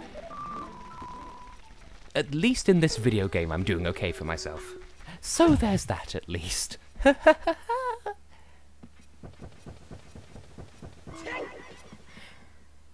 I mean, to be fair, am I not always talking about mindless shit? But I just very occasionally get onto something serious. I mean, what mindless stuff is there to talk about? I mean, really, everything is so serious that... And in the randomizer, for instance, the thing I'm doing at the moment, the Big Orange Sword side quest, like this whole trading quest, you can turn it off in the randomizer, and me, being a dingus, chose not to. You can also set, like, what is the earliest possible item in the trading sequence that can appear, and what's the latest possible item in the sequence that can appear in the randomizer. And I set it to be, give me everything, because it might be fun. And here I am, wandering around the Christmas tree with a saw. Sauce. Which seems especially insulting, considering that, like, in the first randomizer that I ever streamed, I got the eyeball frog out of a treasure chest, which is normally one of the ones, like, it's the second last one that's on a time limit, but because I got it out of a chest, it wasn't on a time limit, because I think the trigger that starts the timer is in the text box associated with giving you the item, and you receiving the item at the same time. So you getting that text box in the text randomizer, and you getting the item at the same time don't interact in any way whatsoever. It's like you have to be given the item in the right place at the right time in order for the timer to start. And because I got the eyeball frog out of the treasure chest, the timer never started. So I had infinite time to do an otherwise perishable thing. And in this one, I got the chicken. So I saved exactly one step in the trading chain. Fucking hell, that was the sequence of things that I need to give to other people. There we go. The meaning is there.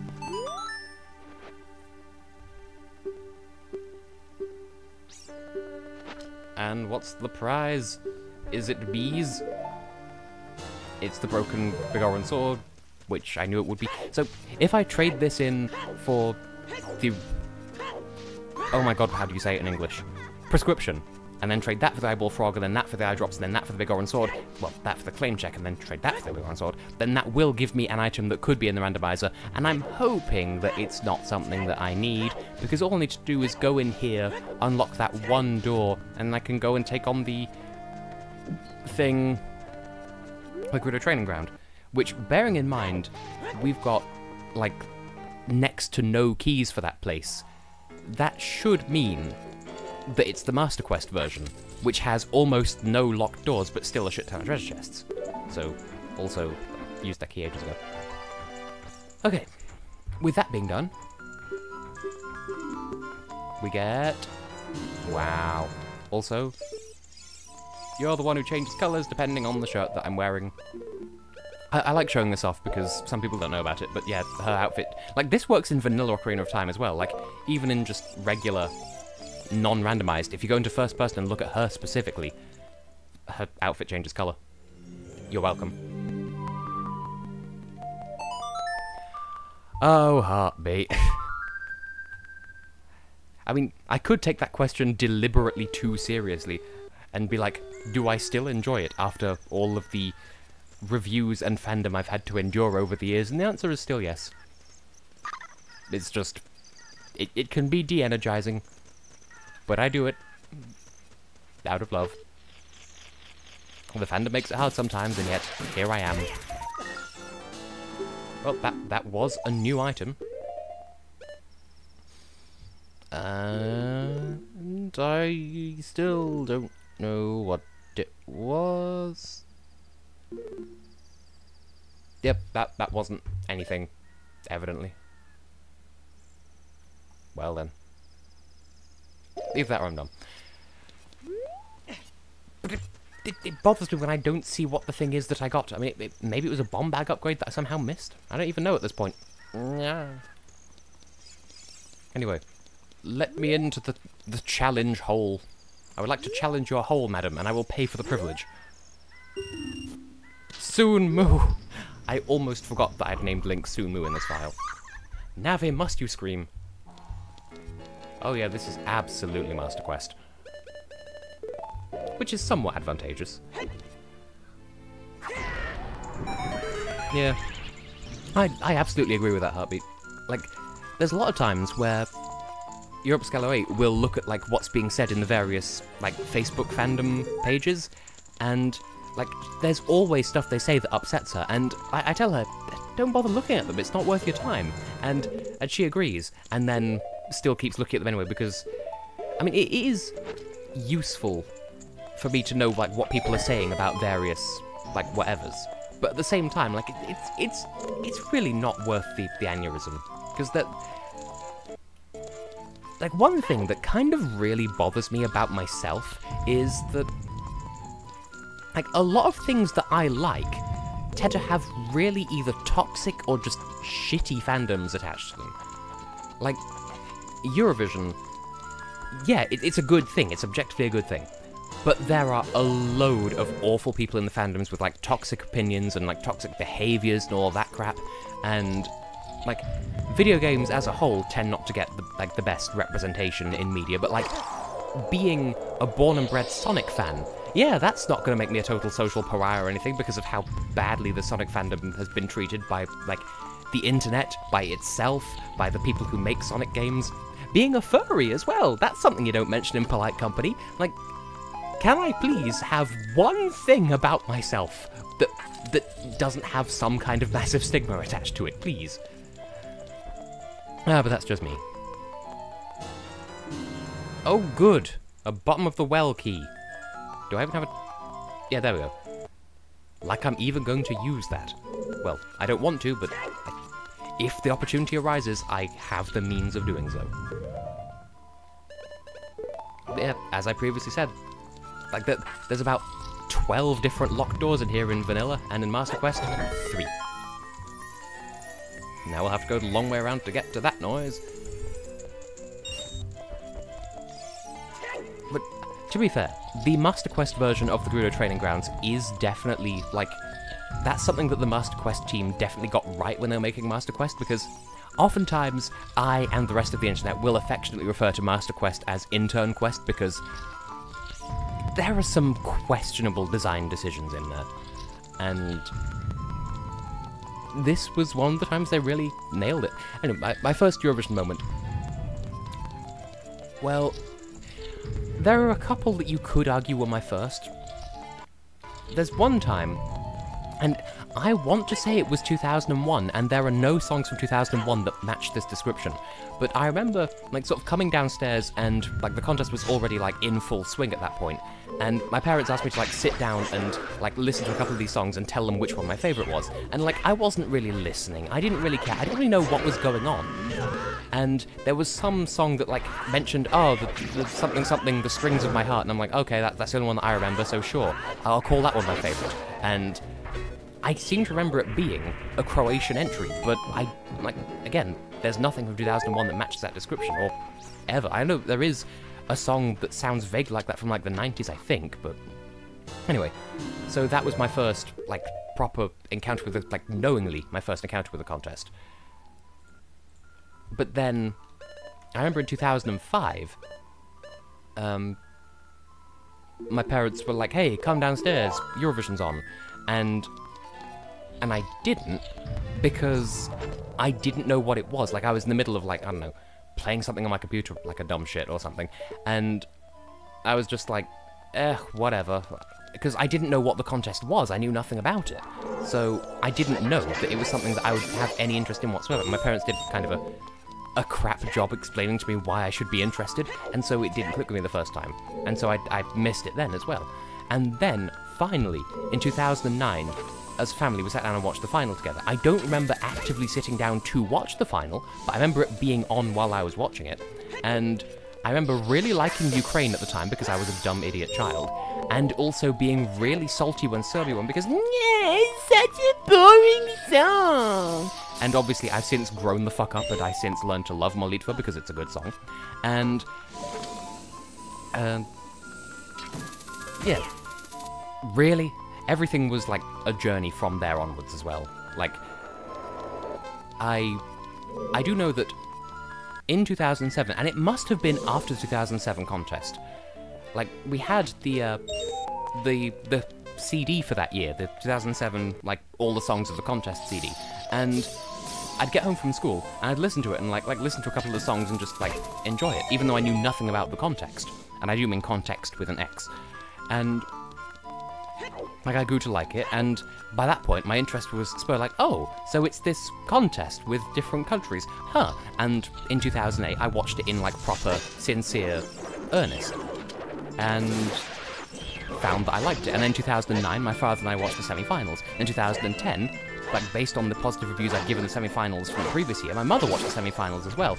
And then 2011, I discovered the Eurovision website. 2012, I started following, like, not every single selection, but, like, I would at least look at the Wikipedia page to see, like, oh, has this song been chosen yet? Oh, that song's been chosen now. And then 2013, I think we properly started looking at national finals and whatever. And then 2014 was when I started the reviews, and it's, it's been a landslide from there. I think that was at least somewhat interesting. See, I would say, at this point, that my throat hurts, but no, it's actually more my tonsils, and I'm not sure why. It's from all of this inane rambling. Also, completely, like, well, only coincidentally... Well, maybe it... Huh. Maybe it was 2001 then. But, like, I remember looking it up and not finding the information consistent with what I remembered. So, I don't know what it was then. But, anyway. Like, one thing that I have, like, crazy paranoia about, and you might not think it based on listening to me, but it's true. Like, I get really, like, paranoid about the way I speak, and I do worry that I don't speak clearly enough sometimes. And I know people have said before that I need to slow down when I speak, because I talk really quickly, just naturally, and again, it's a psychological thing on my part. Like, there are some times where I'll say something, and I'll feel like I slurred the entire word, and I'll say it again, because, like, I will be like, oh, I said that horribly, let me say it again so I don't sound like a complete and utter, like, idiot. And I can't tell if I ever actually do sound like that, or if it is all just in my head. So, if anyone has thoughts on that, then by all means.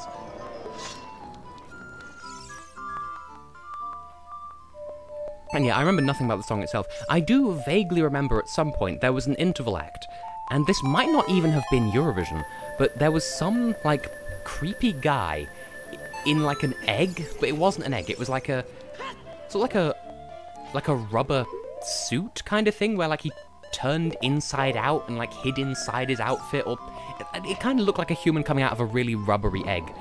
And it was just weird to watch, so I don't remember if that even was... Like, I know that would have been in... If that was in Eurovision, then it will have been an interval act rather than, like, a competing entry. I know that much for certain. But I don't remember anything beyond that. So... I don't remember how the song I'm thinking of sounded either. I remember hearing the phrase, strings of heart, and... I know I was definitely bluffing when I gave that answer as well, when I was asked by my parents at the time, oh, which one was your favourite? Because, like, I didn't know that it was something that I needed to pay attention to, and, like, generally, I feel bad for how disengaged I was with Eurovision, and honestly, it's a small miracle that I ended up being as pro-Eurovision as I am, because everything in the universe happened to try and not get me on board with it, and then I ended up supporting it anyway. Like, it took so many years before it finally clicked, and it's just bizarre that it ended up working out in my favour after all. And the same's true with meeting Europe's Gala 8, funnily enough. Like, she and I have, like, met each other in person so many times without actually meeting. Like, for instance, she and I were, like, on holiday in the same part of Spain at the same time, just before Europe, like, it was, I think, in 2013. We were both on holiday in Spain, in the same part of Spain, at the same time. And we probably walked past each other in the street and didn't even know who we were, because we hadn't, like, met at that point. We didn't know the other one existed. And I think there was some other time where that happened as well. And there was remember how there was that rumour about Justin Lee Collins representing Andorra in 2010? I looked up his song on YouTube, and as it turns out, Laura has that uploaded on her channel, and so on several occasions, I'd listened to it on her channel, not realising, hey, this is someone that I'm going to end up being friends with in a few years. So, the universe is weird like that.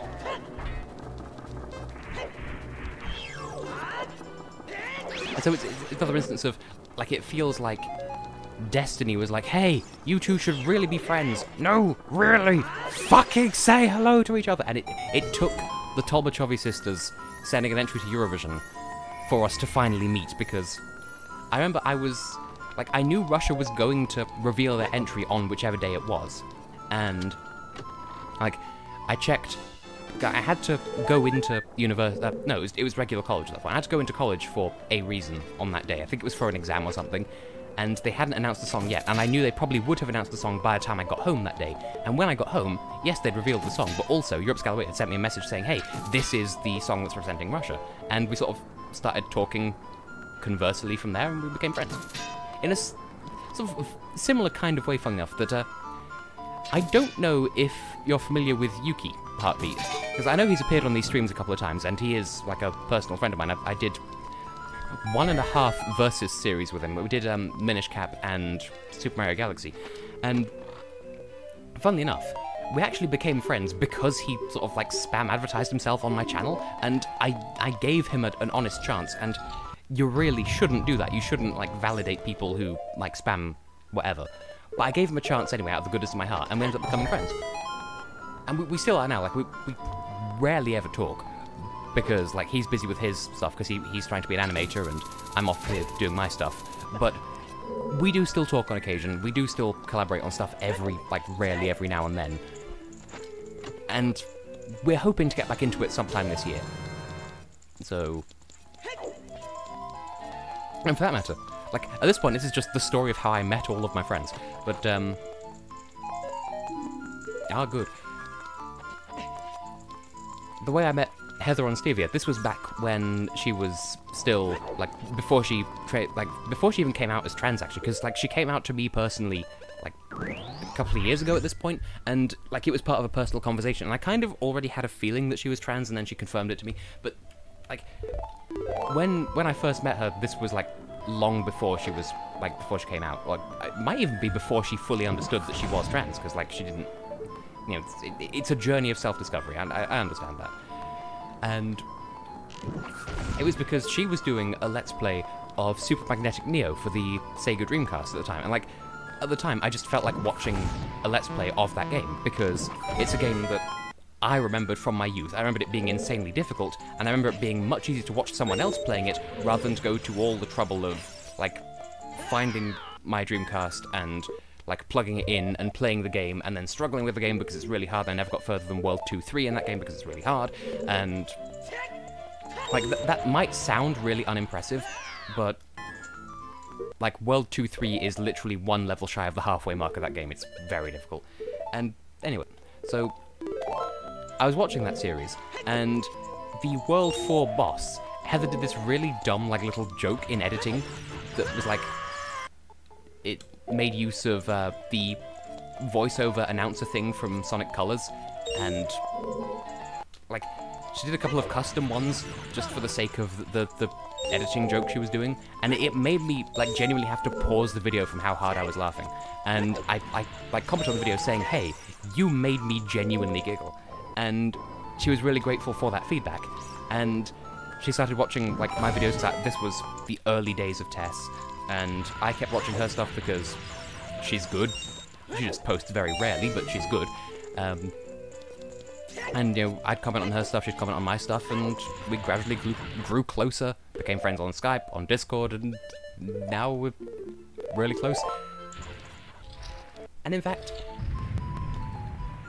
Alex and Joff are kind of the massive outliers here, because the way I became friends with them is so much more ordinary in comparison.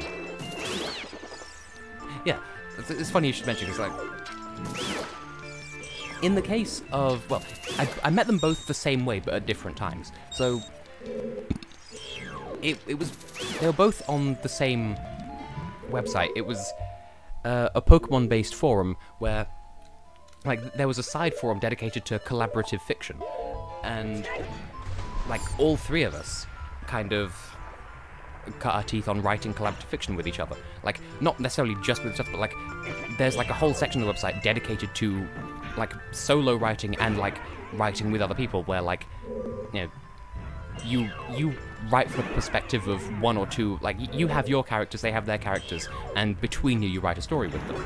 And, like, you can only control your characters through those scenes, and they can only control theirs, etc., etc. And there was one that Alex and I were both taking part in, like, it was a mass community one where there were, like, 7 or 8 of us all in the same story. And there was the 2 of us, and also there was a third guy who we were, like, the 3 of us were all friends with each other for a while. And yeah, like a text-based RPG, like, but without the dice or whatever. Like, it's 100% fiction, as opposed to like, it's not like, oh, roll 20-sided dice to see if you succeed and whatever. Like, it wasn't that. It was, like, 100% just write fiction. But, like, other than that, yeah. And, like, there was a third guy, and I I want to say his name is either Lenny or Ronnie, something like that. Like, I think Alex is still friends with him on Facebook, but he and I fell out of touch, and I don't think Alex talks to him anymore anyway. But yeah, there was a third guy, we were all friends for a while, and then Alex and I sort of became stronger friends, and yeah, so that was a thing that we did, and Alex and I became friends. We started doing our own private ones where it was just the two of us, and like, we have actually built up a fairly extensive canon over the years, like, based on, well, I would say it's actually 2 universes that have like a load of other universes splintering off from them. It'd be complicated and kind of dumb to explain here and now, but that's the thing that we've sunk a lot of time and effort into over the years. And then in 2012,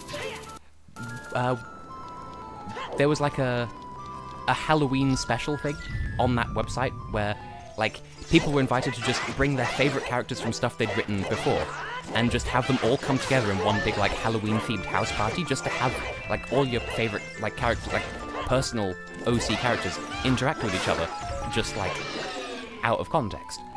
And Joff happened to be there just representing her own brand, and like in that like Halloween party thing, I happened to take note that she's actually also like on par with us in terms of like writing passion and skill and whatever. And I said to Alex, you know, we were looking for a third like person to work with at the time for like writing a new intellectual property. And so I asked her, hey, do you want to collaborate with us on this like this new story idea? And she agreed, and we started working on a thing, and Alex ended up dropping out of that, but I carried on with it with Joff. And yeah, we became deeper friends through that. And we're actually working on a completely, like, that original intellectual property ended up dying, but we've actually developed a new one a lot more recently that's actually been going really well so far. So, yeah. Collaborative fiction, it is a thing that I do. Like, that's...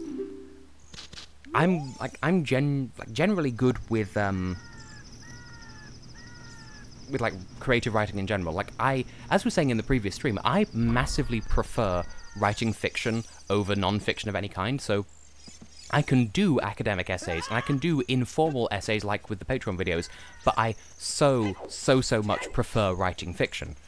And so that's partly where Chaos Potential S came from. Like, that is entirely 100% my own work.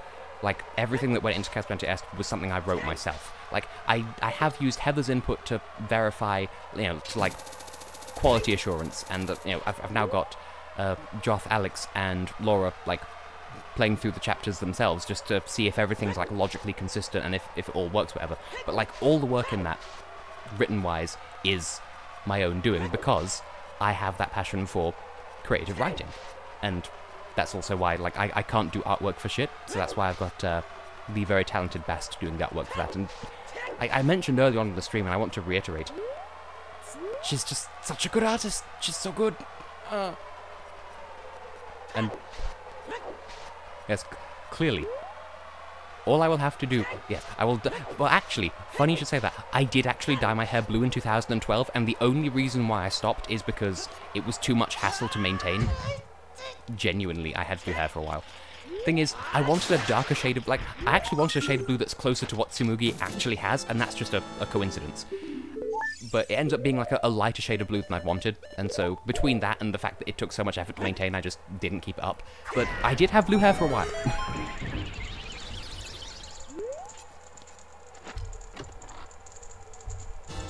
Ah, good. A bomb bag. Oh boy. So, that's the Gerudo Training Grounds done with. So, that just leaves the Fire Temple. Oh, Forest Temple's done. I guess I should go back to the Fire Temple. The Temple, because this is Phoenix Wright, Spirit of Justice. What is the fire song? I keep going onto the thing and checking and yeah, okay, right.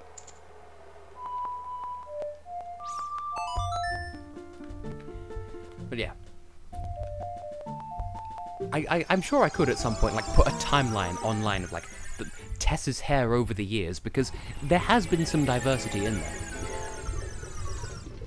It's just, like, it's been constantly growing. Like, there's never been a time where I've thought, you know what, fuck this and cut it all off. Because, like, I was forced to have short hair as a child. That was always, like, that's something that they enforced at school and all that shit. Like, oh, you're a boy, you're not allowed to have long hair, even though in your class you have girls who have much longer hair and we don't care about enforcing it on them because they're girls and that's allowed. Like, that made literally no sense, but whatever.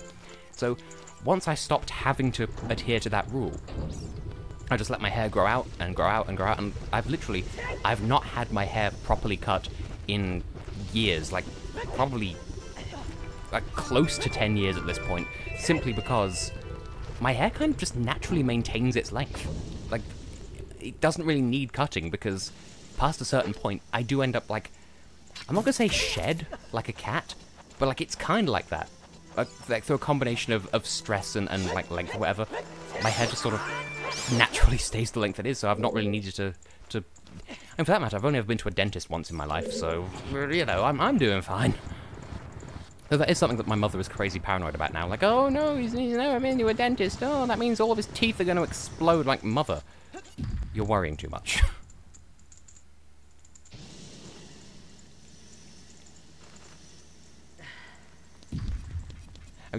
Really in response to what thing? Either way, yes.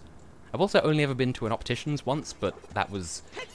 Like, they told me to come back in, like, a month or 3 months or whatever, and then I ended up not coming back because my parents forgot about it. So, basically, my body is a temple, but it's the light temple because it's fallen into absolute disrepair and no one ever comes to visit it anyway.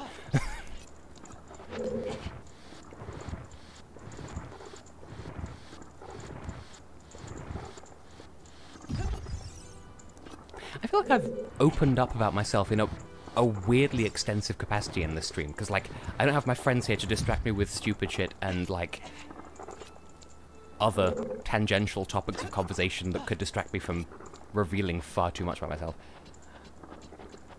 Yeah, I mean, I brush my teeth on the daily as well, so it's not as if I do nothing to take care of my teeth, it's just, like, in my... Like, I agree with the German word for dentist, because, like, you literally call them... I was going to say Tierarzt, that's vet, Zahnarzt. Like, literally, tooth doctor. Like, you don't go to the doctor if there's nothing wrong with you, so don't go to the tooth doctor if there's nothing wrong with your teeth. So, there's nothing wrong with my teeth, so I don't need to visit one. And I know that somewhat plays into the American stereotype that all British people have janky teeth. Like, first of all, literally only Americans say that, and it's just objectively not true and actually incredibly offensive. But for another... Like, they say that, oh, British people don't have dentists. That's not true. It's actually Americans that don't have dentists, because what they call dentists, we call orthodontists. In other words, cosmetic dentists, who aren't there for the benefit of your teeth. They're there to, like, make your teeth pretty, and that's not the same thing. So, I admit that I don't like the way my teeth look. Like, they do kind of... Like, I feel as though my front two top teeth stick out at, like, an angle that isn't, like, maybe not natural, but, like, it looks a bit weird, or, like, it feels like it looks weird from my point of view. Where, like, they're connected to my face at the right point, but it feels like they should go straight down, and instead they just point forwards. Well, not like 90 degrees forwards, but, like, they're halfway between... like, straight down and perpendicular, it feels like. And also there are, like, the gaps between my teeth are, like, inconsistent, but even with all of this, my teeth still work, they're not in pain, they're not, like, weak in any way, so it doesn't really seem worth worrying about. And actually, I mentioned as well, I've only ever been to an optician's once, or optometrist, whatever. Why so many shields? And yeah, I guess. Like, speaking of people who do, like, eye doctor stuff, it's really weird that, like, my mother is, I think, far-sighted, so she can, like, she can see stuff that's really far away really clearly, but she can't see stuff that's close up very easily. And my father is the opposite way around. He can see stuff that's really close up really easily, but he can't see stuff that's far away. And... somehow, by being their child, I have perfect vision. Like, I can see close up, I can see far away, like, I don't need glasses in any way. Whereas, both my parents do, although my father wears contact lenses most of the time. And sometimes he wears, like, tinted sunglasses for the same reason that Laura's husband does, actually. So, like, logically, I should be completely fucking blind, or at the very least, I shouldn't be able to see at all without glasses, but I can see perfectly well without glasses. And that's strange to me. Like, that and the notion of color blindness, I find to be such, like, a bizarre concept. Like, I acknowledge that there are people who are colorblind, and there are people who are, like, visually impaired in whatever way. But, like, that's not a world I can imagine living in personally. So, that's wild. Yeah, anyway, what's in this chest? Is it something useful, please? Yep, we already knew that game. Yeah, genetics. I suppose, on that basis, we could conclude that the genetics for having bad eyesight was on recessive genes on both sides of my family, and those recessive genes both sort of gave up when it came to me, and I got good eye-dominant genes on both. I vaguely remember GCSE-level genetic science.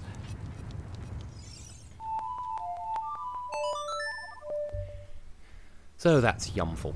Really, I'm like right here. Navi, please do the thing.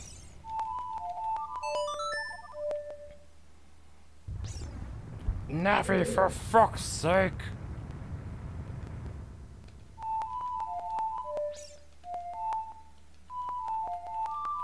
See, that's one thing that I'm glad I did kind of give up on with the randomizer. Like, you do have an option in the randomizer to have the Scarecrow song be like a preset built-in thing, and instead of having to go and set it yourself. And in doing that, that means that it plays like absolute warp speed when you... Like, when you play it here, it just blitzes through it on that screen, so that's cool. Good. I think my mother isn't allowed to drive either for the same reason.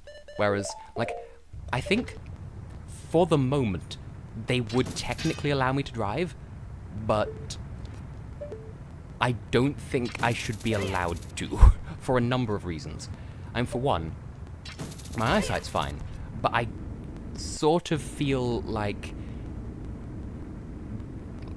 because of my anxiety, I'm probably not a safe driver anyway, but like, as it is, I can't help but worry that, like, I feel as though if I were to, like, drive a car, I would probably either damage the car or hit people with the car, or just, like, generally, I don't have the nerve to drive. I really do worry that I'd do something terrible. So, like, not deliberately by any means, it's just, I don't trust myself with a car, is basically what I'm trying to say here.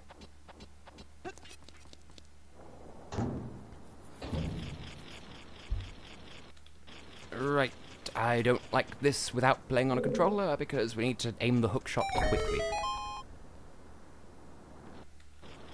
And there is a way you can kind of fiddle this, but it's not easy, especially with a keyboard instead of a controller. The tension. Oh, there's a friend down there as well. Oh yeah, it's only in Master Quest where this is a... Haha! That should not work. Oh, it's a bottle with a pose solid. I'm like, what the fuck am I looking at? It's a Poe in a bottle. But yeah, I feel as though I would not be good at piloting a vehicle. The thing is, I have driven like a semi-realistic go-kart before, which had like the same controls as a car, but obviously it was smaller and it was just a go-kart. And I've told the story before.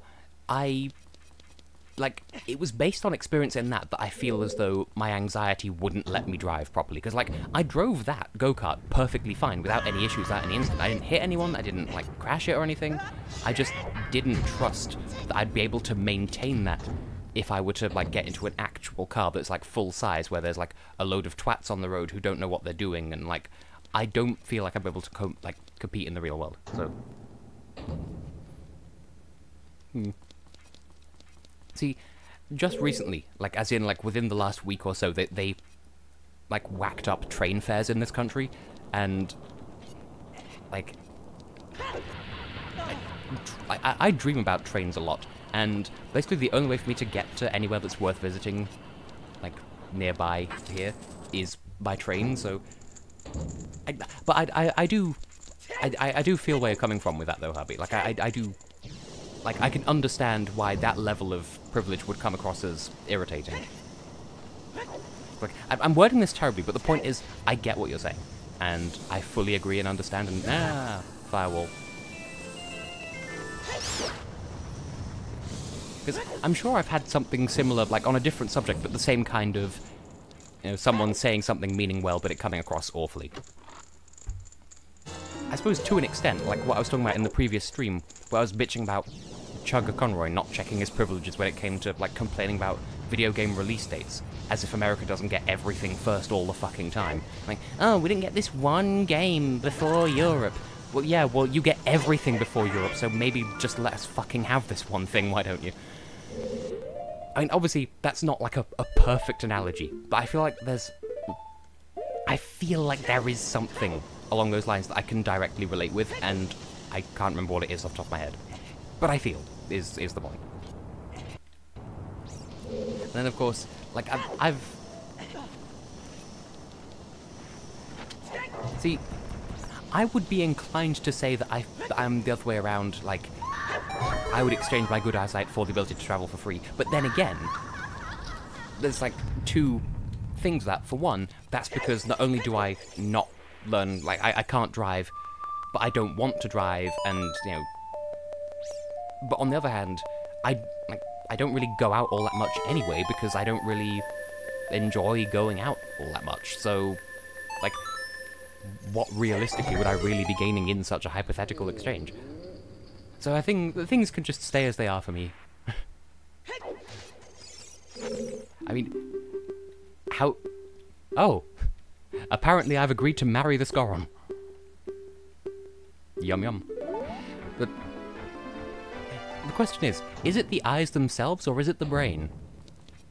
Which then begs the question, if it is the brain, does that mean that there's no way that anyone can ever experience living with different eyes from what they have? Because if it's a brain problem, and they, like, change brains with someone, they just have the same eye problem but just in a different body? I feel like this makes more sense in my head than it does in words.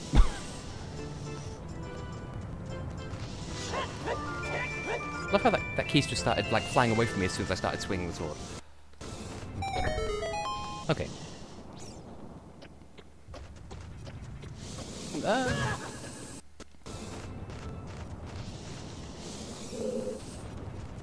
Alright, I just gave, like, a really flimsy scream and then just stopped speaking.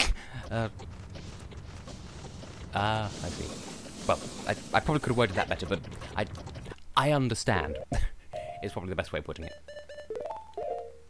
See, the closest that I can compare in terms of, like, things... There's no way I can say this kindly.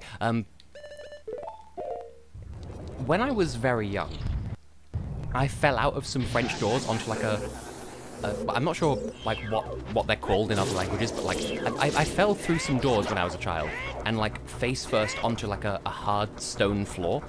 And this was before I had my adult teeth. Oh, this was before I even had my baby teeth, I think. But even still, I feel like because of that incident, I have, like, not a chipped tooth, but, like, there's a dent in one of my front teeth. And I don't know what could have caused it if not that, because that was ages before my teeth developed, and yet nothing else in my life could have happened to make me have this random dent in one of my teeth. So, that's a fun little fact about my physical appearance. Also, I just realized this is, like, literally the last thing in the fire temple. So, there's the ante-room here, and then there's the spiral room at the top, and then there's the room back down, and that's it. We're done in the fire temple. Because we can't fight the boss without the boss key. And we don't have the boss key, so... I feel like my throat is starting to die, so I might just end the stream soon and just say, we got close enough to the end, and, like, evidently nobody else is here, so nobody else cares about seeing me succeed here anyway, and blah, etc. Link, please. Excellent. TessHex excellent.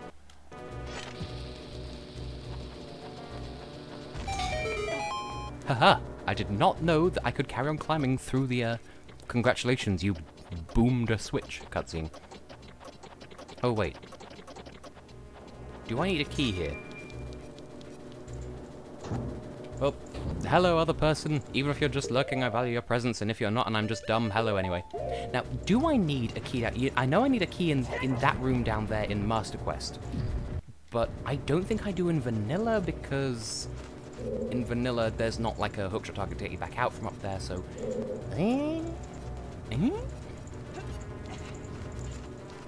Well, I'll just try going up the sensible, normal person way then. I feel as though, in having the long shot, I should be able to cheese this somehow, and evidently I can't. Especially if I completely fucking miss the platform. Or, this doesn't really count as a platform, does it? The walkway. Mr. Walk Down Me, I'm a walkway. Lead me to the building. Fuck you. Get away from me, Keys. I have been, yes. I'm adequately entertained. Like, I'm glad she's playing the games, and I'm glad she's so engaged with them, because it does seem like the sort of thing that she would enjoy. And in an ideal world, I would kind of like to, once she's played all the games, I'd want to approach her and ask her if she'd be interested in voice acting in Chaos Potential S, but obviously I would have to be much, much further along in development than I currently am before I could make that kind of proposition, especially for someone as, high profile as Lucajin. But, at the very least, I would want her to voice Monokuma, because, there's no way I can get someone who could do an actual impersonation, and her Monokuma voice is perfectly acceptable for what I'd want it for, so... And for that matter, there's at least one, if not two, of the actual main cast I could see her voicing as well, so that would be nice, but I would have to be much further in development, so that she can look at the proposition and actually take it seriously, rather than, oh, it's just some kid who wants to talk to one of his heroes, and he's doing it under the guise of it being a fan project. I always worry that people will think the absolute least of me no matter what I do. Because, that's my big concern with Chaos Potential S in general. I want to be, so super insanely ahead on production, so that whoever sees it takes it super seriously. So that it's viewed as a legitimate product, and not, or a project, and not just some deluded fan trying to force his fan fiction or something, you know? I do worry about that kind of perception. Because, that's probably the only conclusion that we came to when I was doing cognitive behavioral therapy, is that I have these major hang-ups about being perceived as a child in whatever sense, whether that's, intellectually or physically or whatever. So,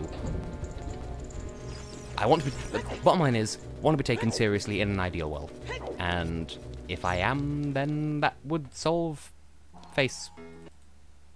Total T is here. So here's the thing. Proceeds to say nothing.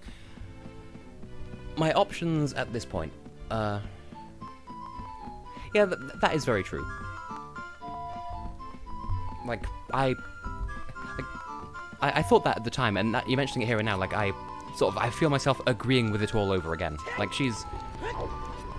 Because actually, come to think of it, I remember seeing on Twitter, there was this, I'm heading to the ice cavern, by the way. I remember seeing, a thing that she mentioned on Twitter. I think it wasn't meant to be, a spiteful call-out post, but, it was, I think, the only way she could get someone to listen to her or something. But, she'd been, emailing back and forth with one of her fans who'd been going through some tough times. And, I think he'd made some kind of request. I don't remember what, it was... either to talk to her or for her to do something for him as a gesture of kindness or whatever, and she declined, and then suddenly this guy that she was talking to turned into a massive psychopath of, oh, how dare you, don't you know that my entire life is in your hands, you know, who was properly going off on one like that, and the only thing she could do in response was put this call-out post on Twitter saying, look, you're not going to listen to me no matter what I do, so here's the stakes, stop harassing me. And her way of doing that, that confirms to me that yes, she really is, if she were to decline, she would do so quietly and politely first, and then only if I were to not take the hint and leave well enough alone would it become, unpleasant. And of course, I would have the sense to respect her, you know? So yes, she's a very good individual. Thing is, because of that, I almost feel like I don't deserve to ask her in the first place, because she's just so pure and Too good for this world. This world is full of garbage and she is lovely. That almost sounds creepy coming from me.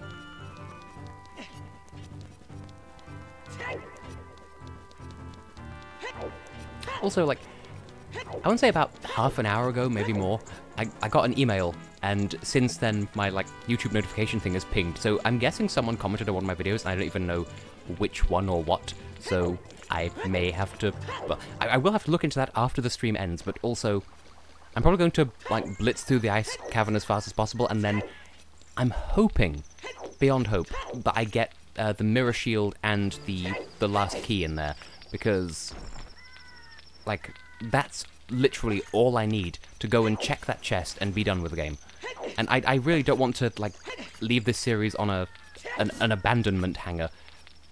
But, like, at this point, all I can do is the ice cavern and the bottom of the well. Oh, good, it's the Master Quest version, my favourite. So, yeah, Fire Temple, we can't do the boss because we don't have the boss key. Forest Temple we've done, Water Temple we've done, Shadow Temple we literally need one more key, but not the boss key, weirdly enough. Spirit Temple we need the Mirror Shield. So, yeah, I think so, yeah, so the bottom of the well is the only other place we can go right now, and that's really not the best idea, because that tends to crash the game. So I guess if nothing else is forthcoming in this dungeon, then I guess I'll try to open the bottom of the well, and if that doesn't work, then I'll okay. Now I can think. If the game soft locks like last time when trying to open the bottom of the well, then I'll end things off. Because there's not much else I can do besides. And why is it that this is so pretty, but only in Master Quest? Because, like, in the vanilla version of the game, this is just like a random pile of ice, but in Master Quest, it's this full-blown fucking pedestal. And now let's drink a ghost. It's like drinking a knife, but it's a ghost. Nothing happened.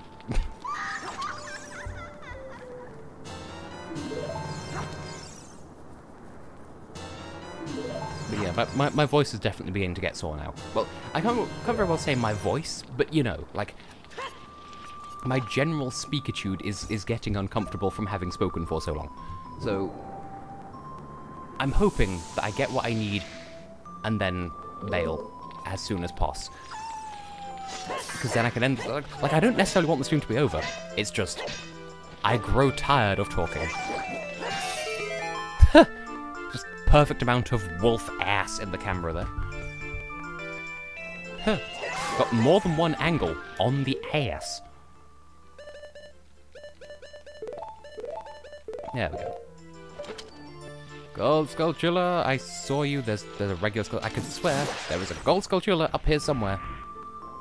Really? Is it just not here in Master Quest? That is offensive. It's offense and a civ. I could swear there was one in here anyway. Just to, like, there's a regular Skulltula to make it sound like there's a Skulltula in here. To make you think that, I've killed that, therefore it's making a sound like one, meaning there is one in here, but no, it's just that, so there isn't one in here, and then it turns around and is like, haha, there was a Skulltula in here all along, you were fooled.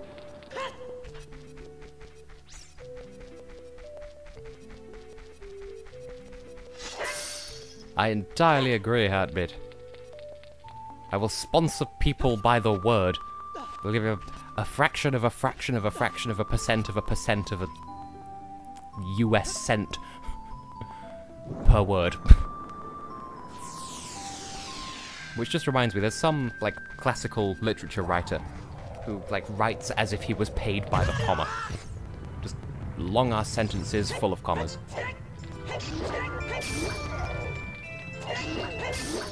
Also, didn't they, like, a couple of years ago, didn't they try to make comma be like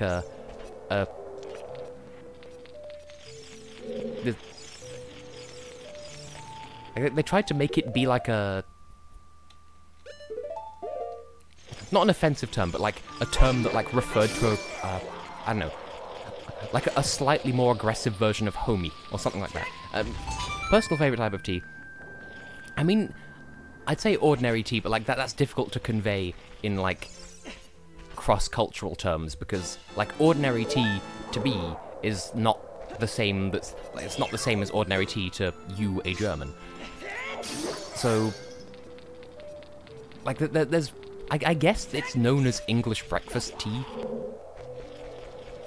but I'm also approving of Earl Grey. But then there's also, like, the funky teas that are, like, green tea and like, I still have the rose and violet flavoured tea, and also chili and ginger tea, which I think would be really good for, like, healing throats. And that was actually got for me by Tristan as a graduation, like an early graduation present a couple of months ago. And I've still not finished all of it because it's that good. I don't want to, like, drink through all of it at once. And also, for Christmas, amongst other things, my sister got me this, like, hamper thing, but, like, had these chocolate orange truffles in it, and then also there's, I think, peppermint and licorice tea, and there's another one that's, oh, what is it? Wait, no, that's peach and cherry. There's, like, all kinds of funky ingredients going on. And as for breakfast tea, honestly, I don't actually know. Like, to me, it's, as far as I'm aware, it's just tea leaves, hot water, milk, and there you go. Because, like, the other thing is, like, in accordance with British etiquette, if you were to serve that tea without milk, that would be considered black tea, which would become white tea if you were to put milk into it. But I've been to Sweden and, like, ordered white tea, and it's, like, come out as like this really weird herbal blend. Like, it was still nice, but it was a herbal tea, as opposed to oh yeah, it's a spare key that I don't need, because there's that door that I skipped. But, like, there's a, like, it was still nice. It was just a strange herbal blend instead. So like, it is rather strange. Like, because Britain is so big on, like, tea consumption, you would have thought we'd have a really advanced vocabulary for describing every single type of tea that there is. And bizarrely, we don't. And that's something that I do genuinely find strange. And yet, here we are.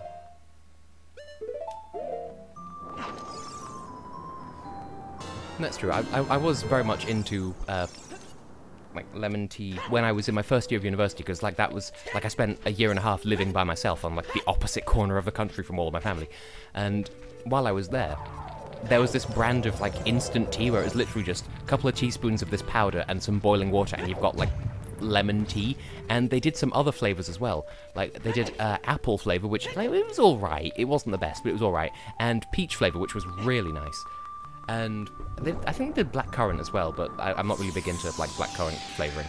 But, I mean, it's alright, it's just not my, like, I do like it, it's just not really my favourite. But yeah, I was on a big kick of that for a while, because there was a time when I lived by myself that it wasn't really viable for me to have, like, I didn't have access to a fridge, so I couldn't, like, store milk for prolonged periods of time, so I had to have, like, instant tea instead. And see, there is the Yorkshire Tea Company, and, like, I appreciate what they try to do with their whole, like, advertising business, but I have nothing but bad memories associated with Yorkshire, so I can't, I can only look at it and go, that's a kiss. Yorkshire is a frozen bat. Doodah, doodah. Woofy! Good. Death.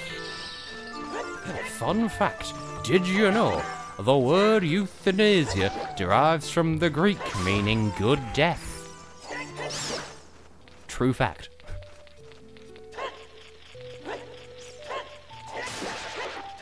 It's, clearly, we're just here for a big, thick with 2 C's drink of total tea. Did that wolf just jump down a pit? I can hear him down there as well. He's just sitting down there being a wolf. Having fun down there, Mr. Wolf. Completely destroying the illusion of that being a pit. Good God, this game.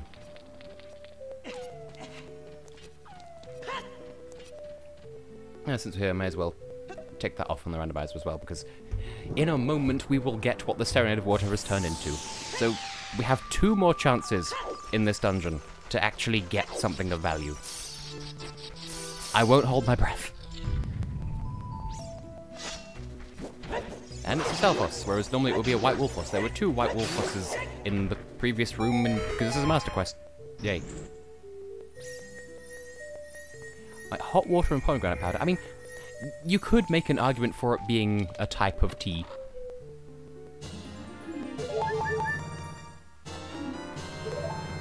Well, this was useless. That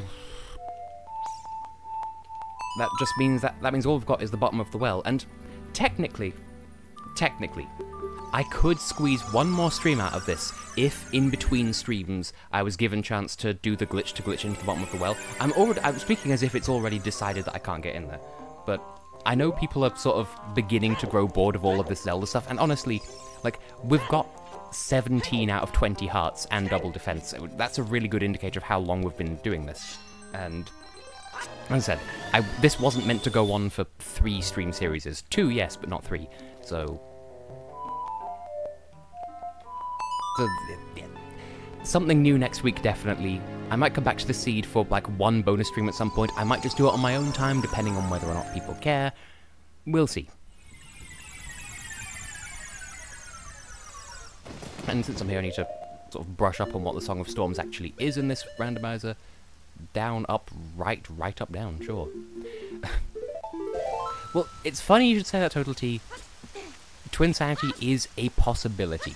No promises, but it's possible. Like, I'll do it eventually, but it might not be the next thing. As I said, it depends if I can get the Wii working, well, the Elgato in general working with OBS. Because if I can, then we might have, like, family game times with Mario Party 6 or 7 or 4 or 5 or other things for that matter. We'll see. But I do have stuff in the pipeline. There's also... This will give me an excuse to work out if I can plug up the monitor cable I've been talking about as well, so we might be able to do, like, Jackbox and stuff at some point. Stuff to work out.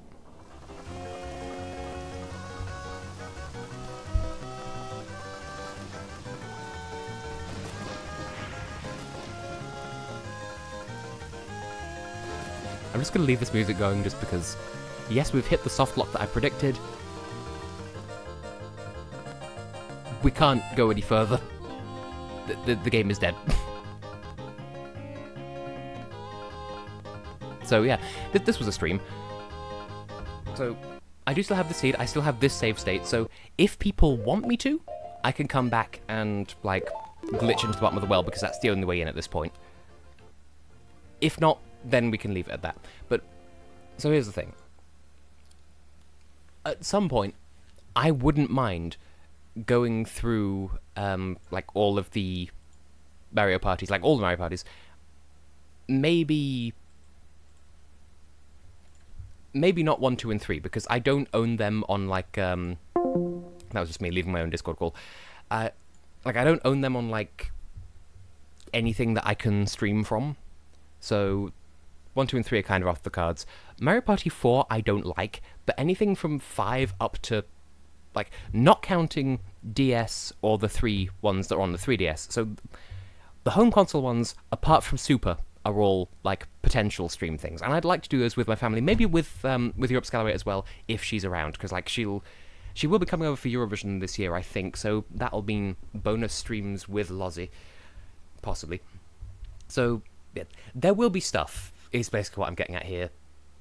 Leave it with me, I will arrange stuff, make sure that this whole setup, the OBS, works with my Elgato, because that's the thing.